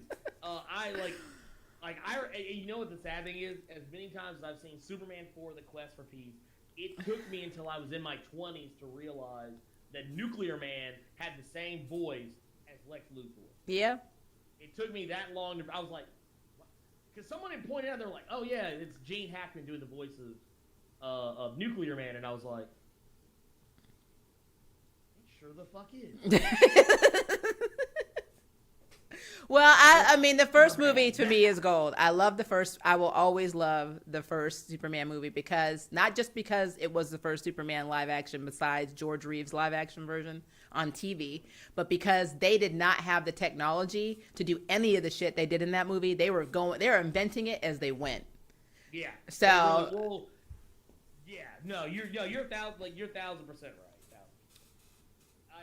See, I'm more of a Superman 2 guy, but that's because I like General Zod, and I also crack up every time I see Superman throw that cellophane S at, I think it was Nur. Was his name Nur? I can't remember the name of the big guy. But I knew there was.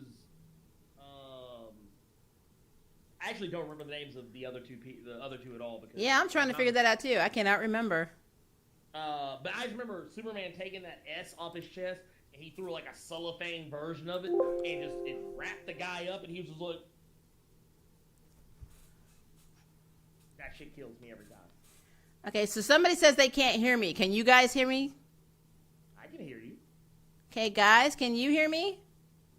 You can hear me? Okay, Darkman, I don't know what's happening. So apparently some people can't hear Ernie, some people can't hear me, but we can hear each other. Okay. That is really weird. I'm sorry, Darkman X. You probably can't hear me apologizing to you. I don't know what's going on. at all. This is why sometimes I use the free version of StreamYard, because sometimes this happens. Like, and I don't know why. We'll have to dig into it and figure out. Like, I'm not sure what's going on. So Wilbur said that he can hear us both fine. So I don't. And Darkman, yeah. See, Darkman says really all I hear is well, you mean Ernie? He said Eddie. That's your new name now. Honestly, for a long time, I considered changing my name to Eddie because as I was growing up, that's what everyone like accidentally called me. Really? I was just like Eddie. Yeah. No, growing up, like people would mistakenly call me Eddie or Eric. Well, I always got Mariah for obvious reasons. She's mixed. I'm mixed. Mariah. I'm like, all right. But you don't do the hand thing like. I don't do the hand, but I can sing. So, I got the stereotype. It's like how all the Filipinos can sing. I'm convinced of this. If this is a stereotype to you guys, I'm not trying to generalize, but I've not seen one Filipino actor that has not been able to belt. I'm just saying. They be shitting singers out in the Philippines. Oh, Lord. I mean, just saying. It's going to be okay. All right. So now that we've ranted on Stranger Things, now if you're a Doctor Who fan, I'm sure you guys have heard of the Time Lord Victorious, which is a huge, multi-platinum flipping. Well, I'm going to say it's going to be a release because now it was just going to be an audio book. That's what it started, but now it's a graphic novel. They're talking about potentially doing episodes. They have, of course, the audio books are coming out and the radio play is coming out. But all of this stuff is going to be streaming. Vinyl records. Oh, yeah. It's going to be on everything. Like, it's completely insane how they're doing it. And I'm wondering, because of the timing, if it was because of the backlash of the Doctor Who series that just finished with Jodie Whittaker and everybody's extreme hate on what actually went down in that series. And if you haven't been following Doctor Who, Ernie, basically they rewrote the entire Time Lord lore in this last series. And it has effed off a lot of people. So I feel like the Time Lord Victorious is a way of retconning. This is the biggest comic book retcon I've seen for a series ever. You know what? I just really wish people would chill the fuck out.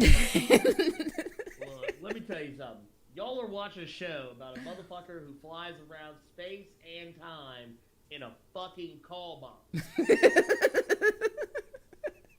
Y'all need to get over this shit. I'm sorry. It was ridiculous before this. And that's why I enjoy the show. I enjoy it because it is ridiculous. Yeah, having a British mother, this was my Sesame Street. So, I watched it when it was ridiculous, Ernie, when they were using aluminum foil for the Daleks. So, Well, that's what I'm saying. Like, okay. All right. You know what? I'll tell you what. Here's where I'm going to fuck with you. Maria knows this about me. This is no secret. Anyone who's been following me for any stretch of time knows this. I am a huge fan. Kamen Rider. Super Sentai. Those shows are shot on a ham sandwich budget. Ham sandwich, that's very nice. Tuna fish can. Look, on a spam sandwich budget. Now, here's the thing. I know even as a kid, these were just people in spandex suits where you could clearly see the zippers. And when they would get hit, sparks would fly off them. As if they were wearing metallic armor. Look, sometimes you just have to look at... Sometimes, you know what you do? Sometimes you need to push your chair back.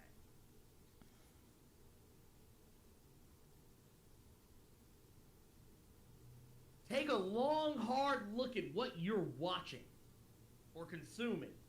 And determine whether or not maybe you should just suspend your disbelief. Because when I watch Power Rangers, Super Sentai, Kamen Rider, God help me, Masked Rider. God help you. Beetleborgs. And even worse yet, really, check me into a mental hospital, tattooed teenage alien. And I see sparks.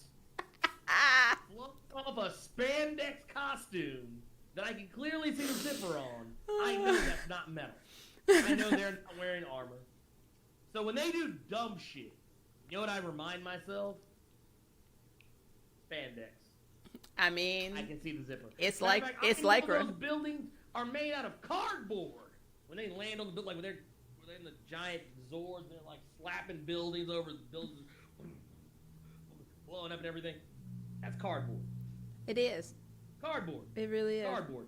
I know this. I accept it. It's cardboard on the actual. Well, I guess we'll call them Megazords since we're talking Power Rangers. Well, it's like I remember someone told me when I told them I was watching Kamen Rider Dino, they're like, "Yeah, Kamen Rider Dino's good," but then they started doing this really dumb thing towards the end because they changed writers. You know, honestly, maybe what they told me prepared me for the dumb thing that was about to happen. However, I will say this: when I saw said dumb thing, first thing that cropped in my mind is, well, I mean, this is a show about dudes in spandex with sparks flying off their asses. I mean, it's not. Well, and then when they get shot, how are they, like, even with an impact, it's just a big firecracker or a sparkler. Also, this is also a show where when they transform, the people wait for the transform before they attack. And their intros. Every time. They're like, look, what was it? I was watching one of the episodes. I was going back and rewatching some stuff, and it was like, this dude's henshin literally took like 2 minutes. I was like, if I was the bad guy, I just would have walked up and slapped the fuck out of him. So I'm gonna tell you, Ernie. He was like, motherfucker was sitting here. It was Kamen Rider build. Motherfucker was sitting here. He was cranking the. That's more than 2 minutes. That is more than a 2-minute henshin. No, not even that. He took 2 bottles out. He was like. He went. But now, Ernie, do you remember Voltron? Remember, like, they had the line. Yes. So do you remember the second team? They had the Earth, the Sea, and Land team. How the hell are you going to tell me one of those, what they call them, road beasts, whatever? How in the hell are you going to tell me that they waited for the air team, the Earth team, and the Sea team to form their little thing and then form the robot? That was like a 15-minute transition right there. I'm like, what is wrong with you? The road beast would sit there like. Like, they're doing it. Here we go. It's like they thought it was cool. Like, I mean, but I've always felt that way. Voltron, I love Saber Rider, the Star Shares, Ramrod took fucking forever.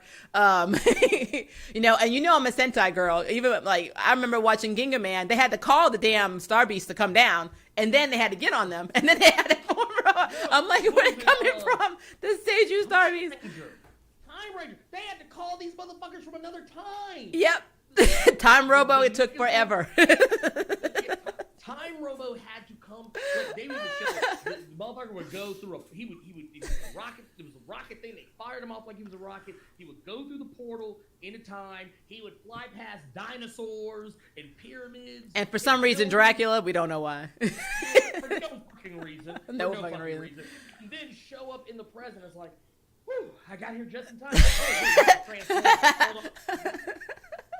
And then you got to leap into them, and then you got to do your 3D formation. 3D formation alpha. and then wait a minute, the other Zord has to come also from the past. And then well, they got at least they probably did it at the speed of light. Look at Go-Go 5. They were calling the train. like train on the track.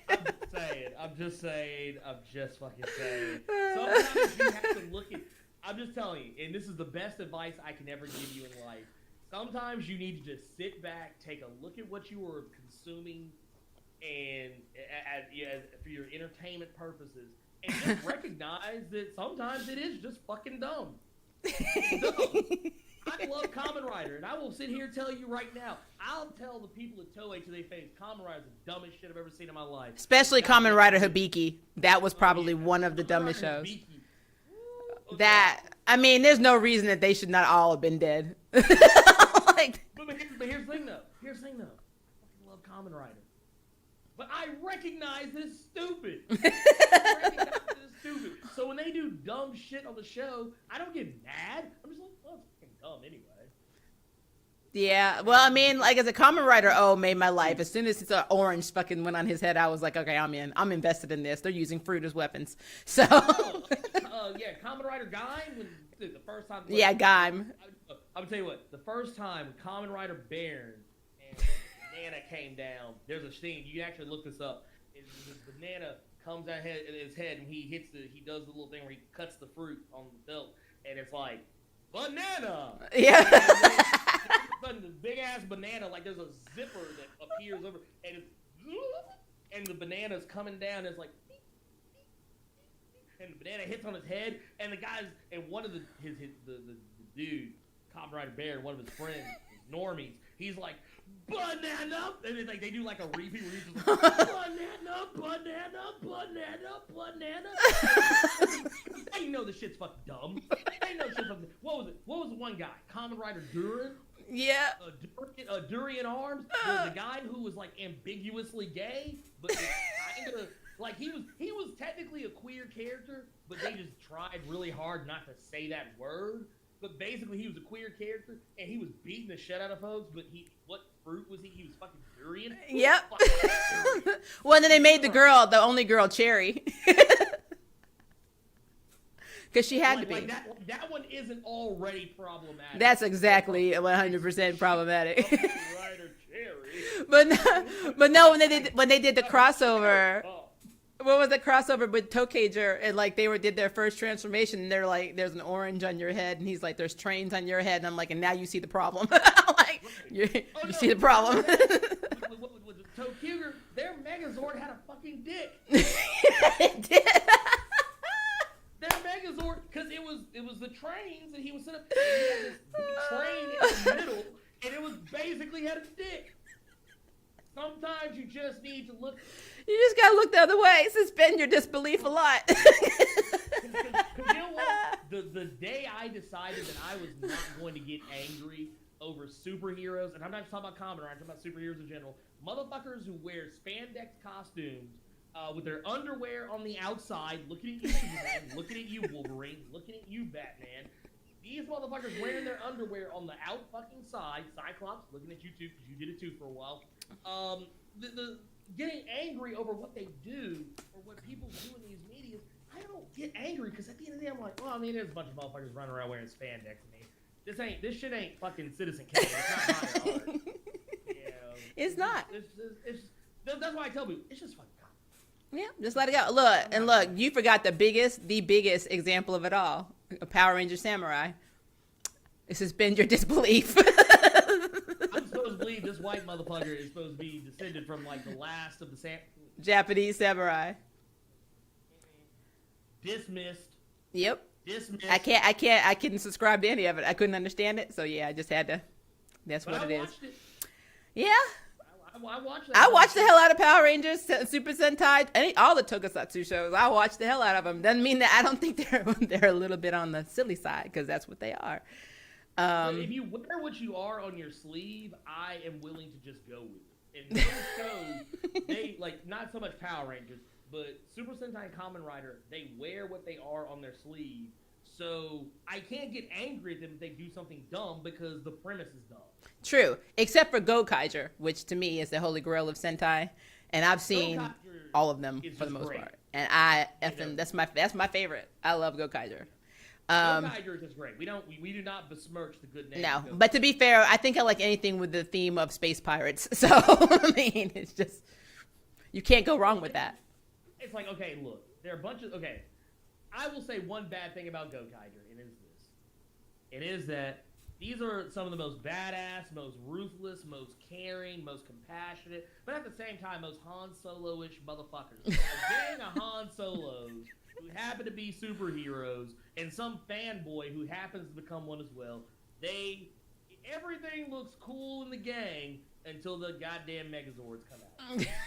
When that fake-ass, flying-ass boat comes out, and I'm like, that just reminded me what I'm watching. Yep. Look good. And the thing is, and the music starts.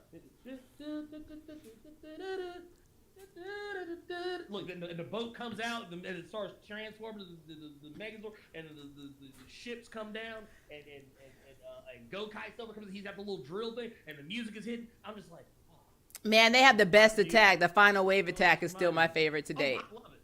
Love Honestly, it. they could have defeated every villain in the final wave, and I'd have been fine with it. They didn't even need to bring up big ass. Honestly, I kind of wish they didn't bring out any big ass Zords for that show because that's the thing that reminds me when I'm watching. Exactly. Well, I think they should have had the same formula as Kamen Rider. It should have been Kamen Rider Gokaiger. That shit would have been cool.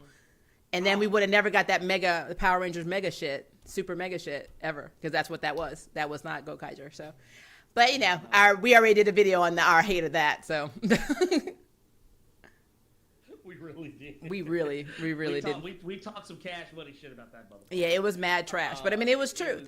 You have to be honest with your opinions. You don't want to come to somebody's YouTube channel and be like, well, they're not bad, but they're not necessarily. No, they were shit. Like, it was garbage. I don't mince my words. No, I never mince my words, and I'm sorry, but you'll never see me sit up here like faking the funk. Nope. About anything. Like, if I like something, I genuinely like it. Like, if I like something, I may find, it's not to say that I don't find fault with something, but if I like something, like, and that's what I tell people, I think if you can make fun of something you enjoy, that doesn't mean you hate it. That doesn't make me less a fan. Like, I tell people all the time, I love wrestling. I can make fun of wrestling. I love Kamen Rider Super Sentai. I can make fun of that. I love the X-Men. I love comic books. I love Batman, Flash, Justice League, Teen Titans. Like all that shit, and I can make fun of all of them because they all do things that are dumb. Yep. They all do things that are dumb. I don't love Doctor Who like as much as my wife does, but like I enjoy the show, but I still make fun of it. And I think if you love something so much that you can't make fun of it, I question how much you actually like it. I agree with that. I'm more likely to question how much you actually like something if you are unwilling to point out the flaws in it. See, that's what I do with some of my reviews. With Yashahime right now, I'm doing the Inuyasha sequel, and people are like passionate about it. So I do not mince my words in my reviews. If I don't understand something, I will let you know. So I know some people have not appreciated that. I think I even had a few subscribers leave over some stuff that I've said. But I mean, I can't lie. Right now, the plot is problematic. So I mean, it is. Yeah. And people are just very sensitive. I would lose respect for if you did not, be honest. If you were not honest about it. Because we've known each other for a long time. Neither one of us mince words. We tell each other exactly what we're thinking. Because we Sagittariuses. That's what that is, man. It is what it is. Sagittarius. It's the one thing I believe about that astrological sign or like anything in astrology is that a Sagittarius will open their mouths. They're not scared to talk, and they will tell you exactly what they think. Nope. So it is what it is. I will tell you under I will literally tell you under and that's even at the threat of risking one's friendship. I will tell you exactly what I'm thinking, and sometimes I may be too blunt. I'm guilty of that from time to time, but it never comes from a place of hate. It's just me. I'm like, I wouldn't have done that. Yep. It is just, and basically, I know you do this too. I try to disclaimer stuff. I will tell you in a minute. I'm like, disclaimer, I'm not hating on you. I'm not hating on this, but this is how I feel. And it's just what it is. So it's just like this whole thing with Johnny Depp and Amber Heard. If he gonna get fired, she needs to be canceled too. If she's the one hitting him, so I'm just saying they need to straighten that out before people start losing their livelihoods and their jobs. They need to make sure the right person is losing their shit.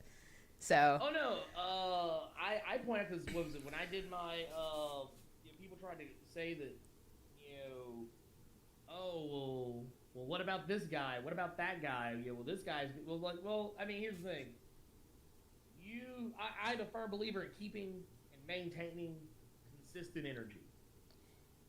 If you are going to cancel Johnny Depp over this, you cancel Sean Connery.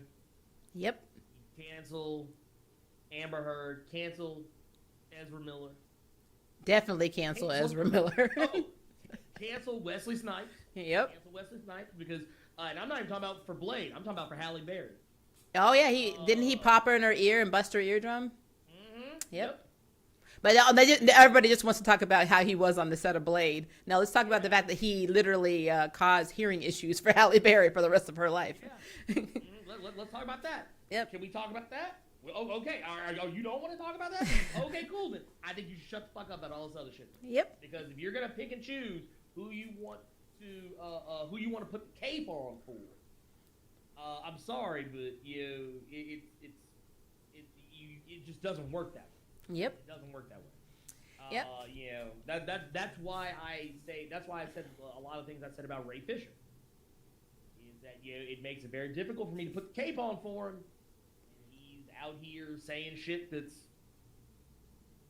pretty much problematic. It's probably like it's well, not even like it's some of the stuff he's saying isn't even so much as problematic. It's just that he says a lot of things that let me know that he's cheerleading for the opposition because he's basically trying to ensure himself that he gets work with this one director. Yeah. Because he knows that in saying the things he says, he knows he's fucked up his bag with everybody else. So now he's trying to like blow smoke up Zack Snyder's ass, saying he's the best director of superhero movies ever, and that his superhero movies are better than Marvel's and all that. Dude, first off, no, stop, just stop. Though I will say, Joss Whedon's edit for Justice League, I mean, he needs to have his ass tanned. I'm sorry, that was messed up. Yeah. So let's stay consistent here. Fuck Joss Whedon. I used to be enough said. I used to be a huge Joss Whedon stan. I used to put the cape on for that motherfucker. But the thing is, too many people have come out and said the same things about him. And if enough people say, like if one or two people say something about you, okay, whatever. When 10 or 20 people start saying the same thing about you, then I might need to listen. And it's dated stuff. I think you were talking about with even with Charisma Carpenter when she was Cordelia, how she had problems with him during Angel. So yeah, the stunt crew, the stunt coordinator, I believe, that was working with him on Buffy, they said they had issues because two of the people who worked on the set I think they got married, and Joss for some reason took umbrage with it or some bullshit. I don't know. Yeah. Whatever. But yeah, it just. Well, like I said, you give enough, you give people, if you get a narcissist enough rope, he'll hang himself eventually.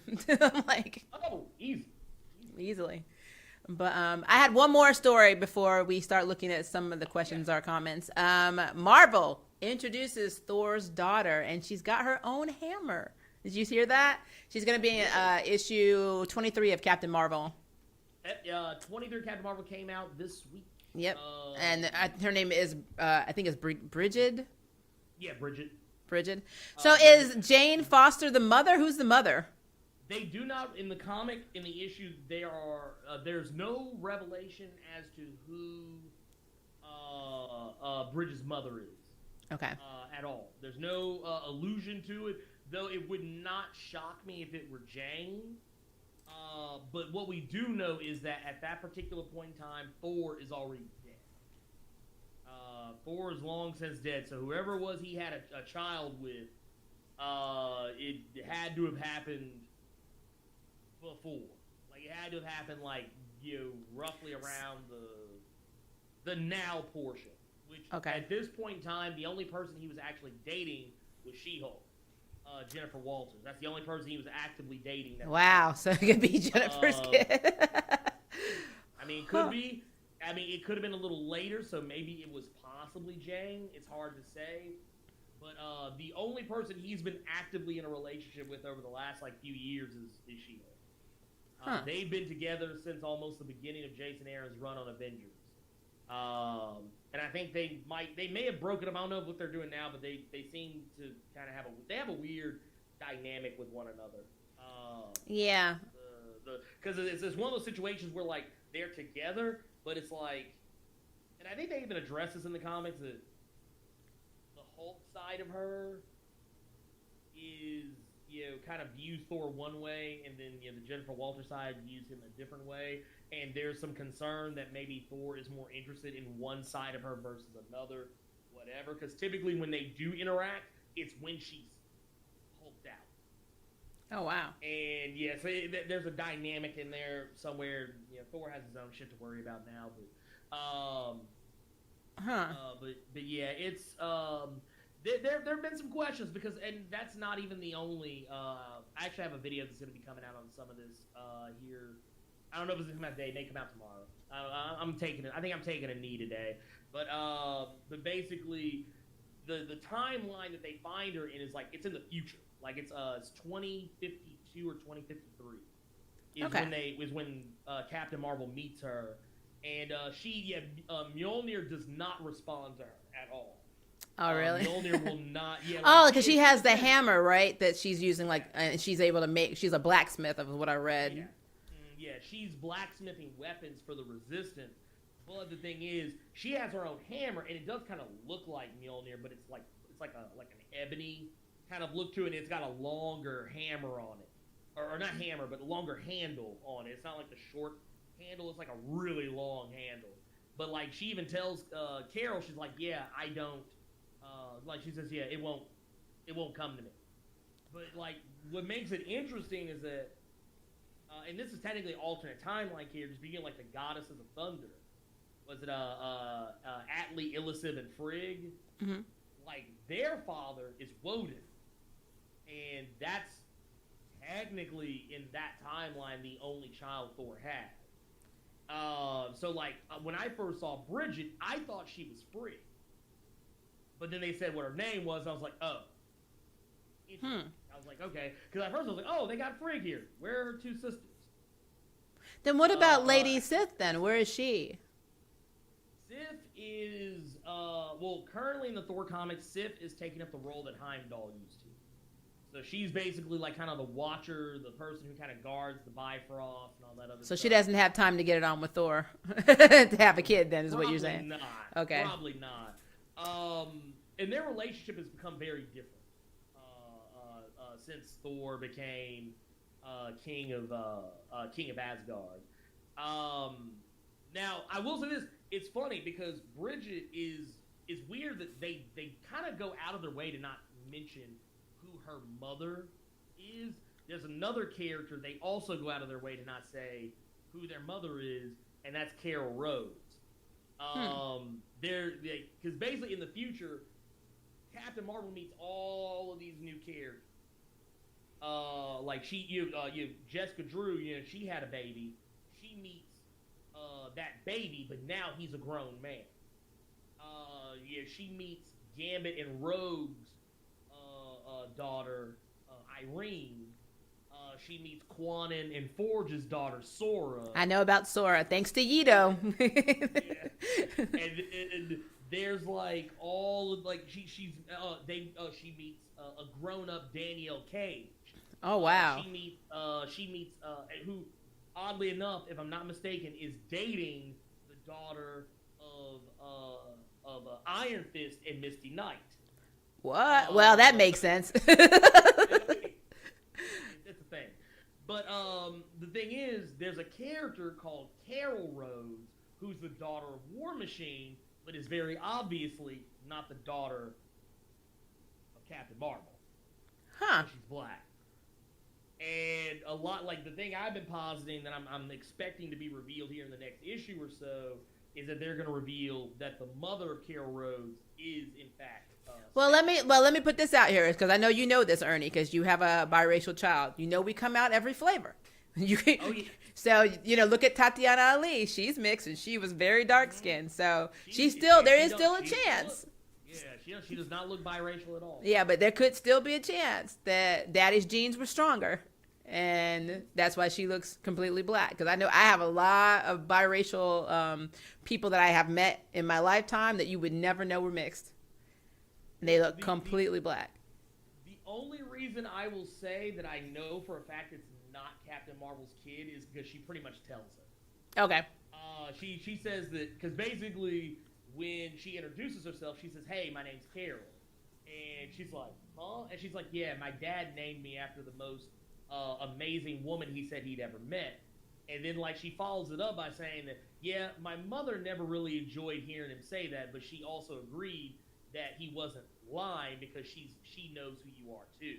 And the girl in question has the ability to like bend light and make herself invisible. Huh. And she wears a costume that's kind of the same colors as Spectrum, and she even wears her hair in a similar way that Spectrum has in the past. So that's one of the reasons I was kind of like, yeah, I'm pretty sure that Rhodey, and because basically the future that they're looking at, a lot of superheroes have died, so a lot of other characters have come together that normally maybe would not have, because Hawkeye and Black Widow, they have a daughter that Katie Barton. Wow. What was another character?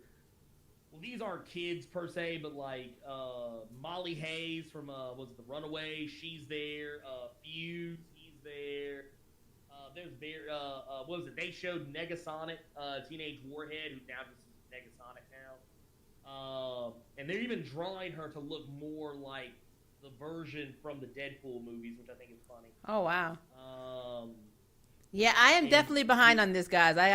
I love comics. I've been working my A off and then doing YouTube and voiceover stuff, so I have literally not had time. I literally just finished issue 3 of Hellions. That is how behind I am right now. I'm behind. I'm only behind about like, I think they've only done like 4, maybe 5 issues. So. I think they're on issue 5. I have 3 and 4, so I just finished 3. So I'm trying to get to 4. What happened at the end of 3? What happened at the end of 3? Did they like? Hold on, let me open it. Because I held up. You're asking somebody with no memory what happened at the end. I was gonna say if they blew up something, then yeah, you're. I thought you were my friend. You know I don't remember a damn thing. What is wrong with you? Hold on. What was it? Because I know. Hold on. You are almost at the end of the first arc. You just read 3. 4 is the issue before they do all the tennis swords stuff. Okay, no, yeah, that's right. That is right, because I'm looking at it now. So that is because I know Madeline Pryor was in this one. Yeah, she's in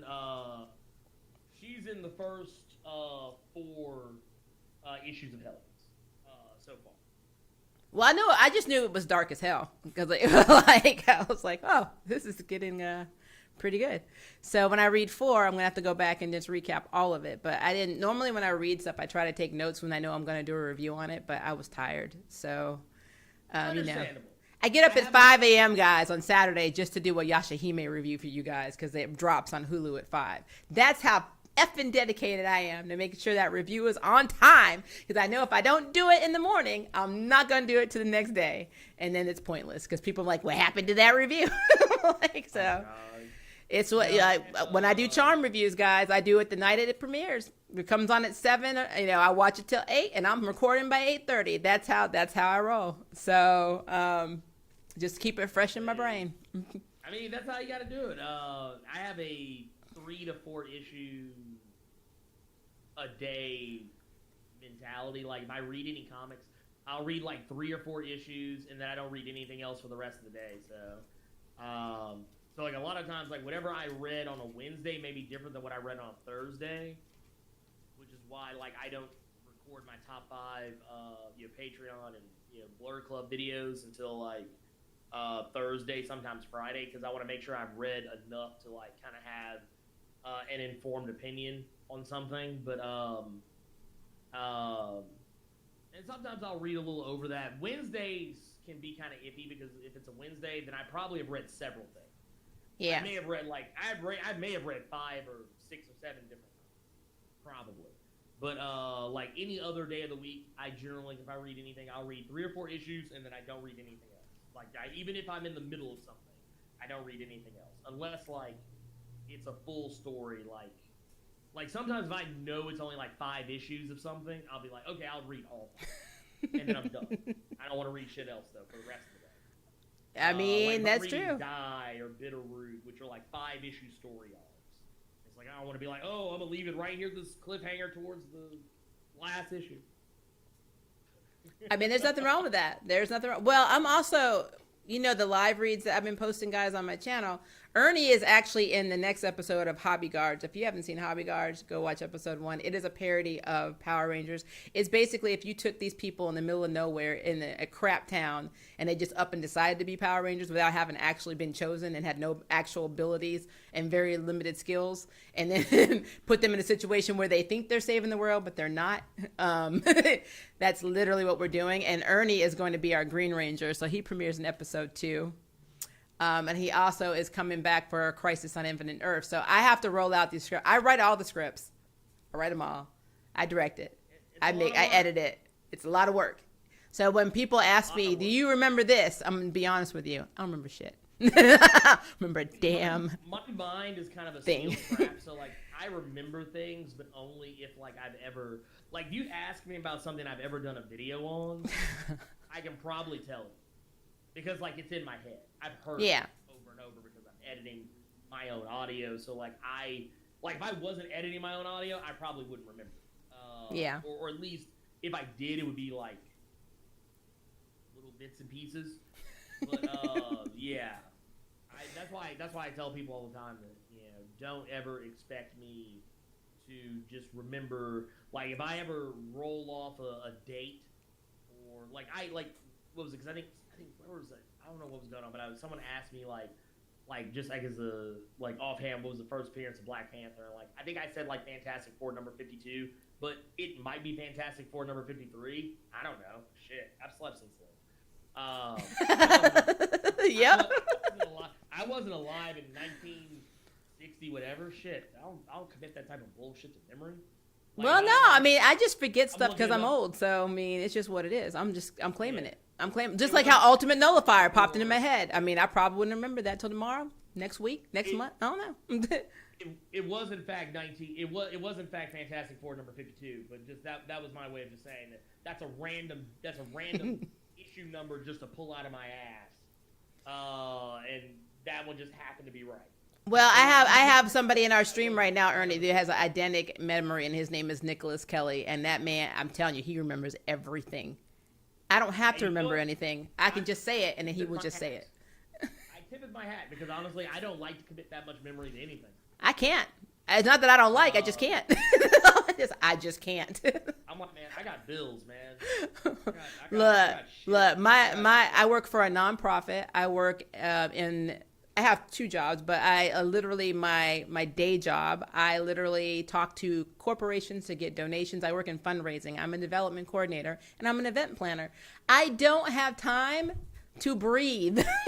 Like, I am so busy, which is why I had to apologize in my last stream. I'm like, if my videos slow down, it's not because I don't love you guys. It's because my job is kicking my ass, and it's true. And we have our great deal about. It is literally like I literally sometimes I'll get up in the morning, I won't even be at work, and I'll be logging into my email, and I'm like, what the hell am I doing? And like, I'm working and I'm not even getting paid, and I'm just like, what is wrong with me? That's how crazy my job makes me. So I can't remember little things anymore. Like, just like the fact that I read Hellions issue 3 yesterday. It was yesterday.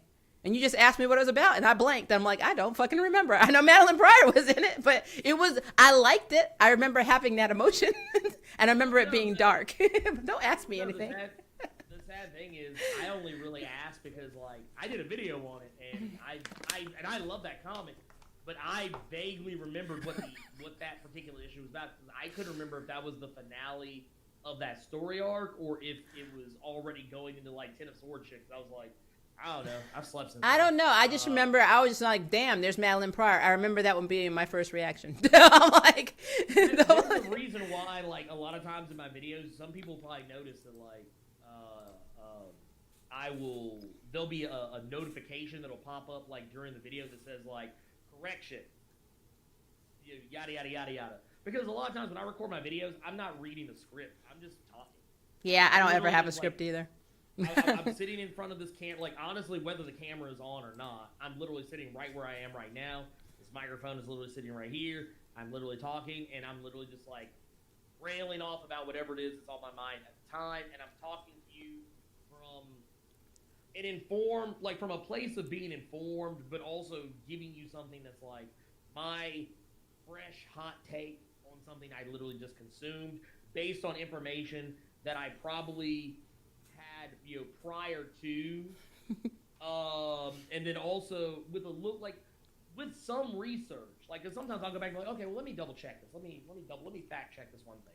Let me make sure that I'm right about this. Let me make sure I'm remembering something correctly. But for the most part, like, I'm not going back and reading like 80 issues of X-Men to talk about one fucking, thing in one video. I'm not doing that. And thank you for that disclaimer, guys. I am not doing that with Inuyasha either. So when people come up there, remember the OG series?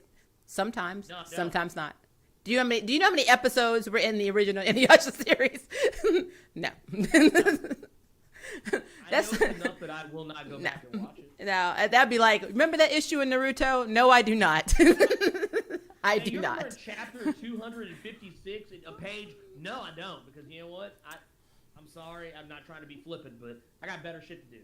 Yeah, I will go crazy. I mean, I know I get nitpicked about it when they're like, I forgot that there was a black pearl, rainbow pearl in Inuyasha's eye. I'm like, do you remember how long ago it was?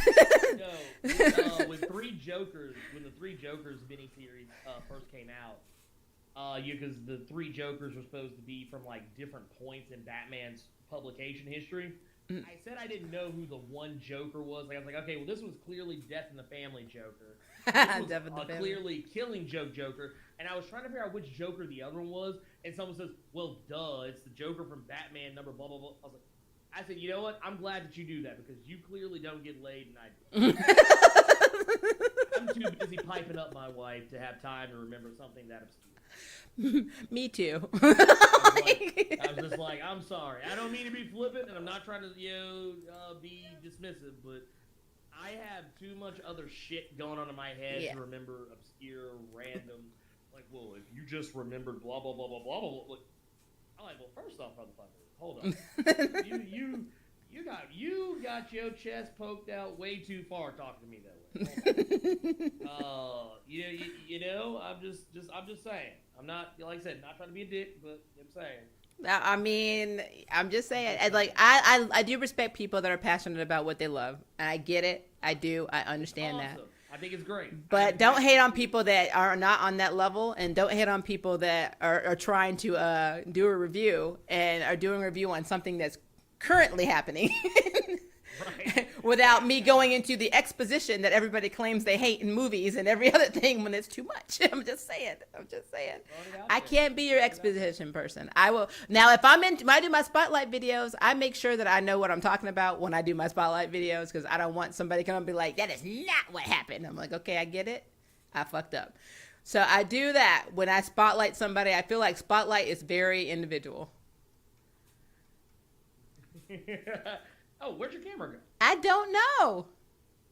What? Well, you know what? They told us hell no. We won't. They really threw me off. Let me see. That's what it told me. That's what it told. Hold on. Let me see if I can pop back in.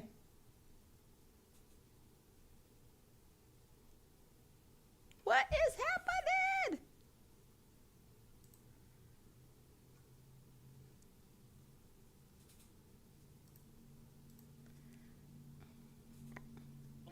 It's trying.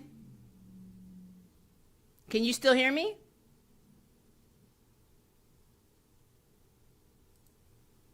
I have no idea why the camera just decided to turn off. I think it's something in Discord. It's trying.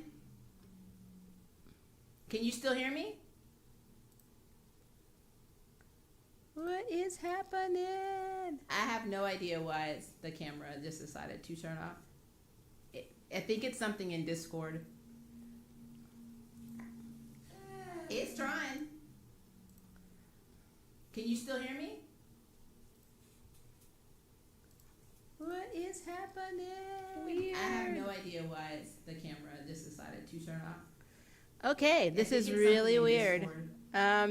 Yeah, I'm actually happy that we've gotten almost 2 hours without any repeat stuff. But yeah, now I'm hearing myself loop. Okay, so we're probably going to end the stream. I will answer all your questions below. Love you guys. Thank you for tuning in. This is really weird. And hopefully we'll be able to do this again. I'm actually happy that we've gotten almost 2 hours without any repeat stuff. But yeah, now I'm hearing myself loop. Okay. So we're probably going to end the stream. I will answer all your questions below. Love you guys. Thank you for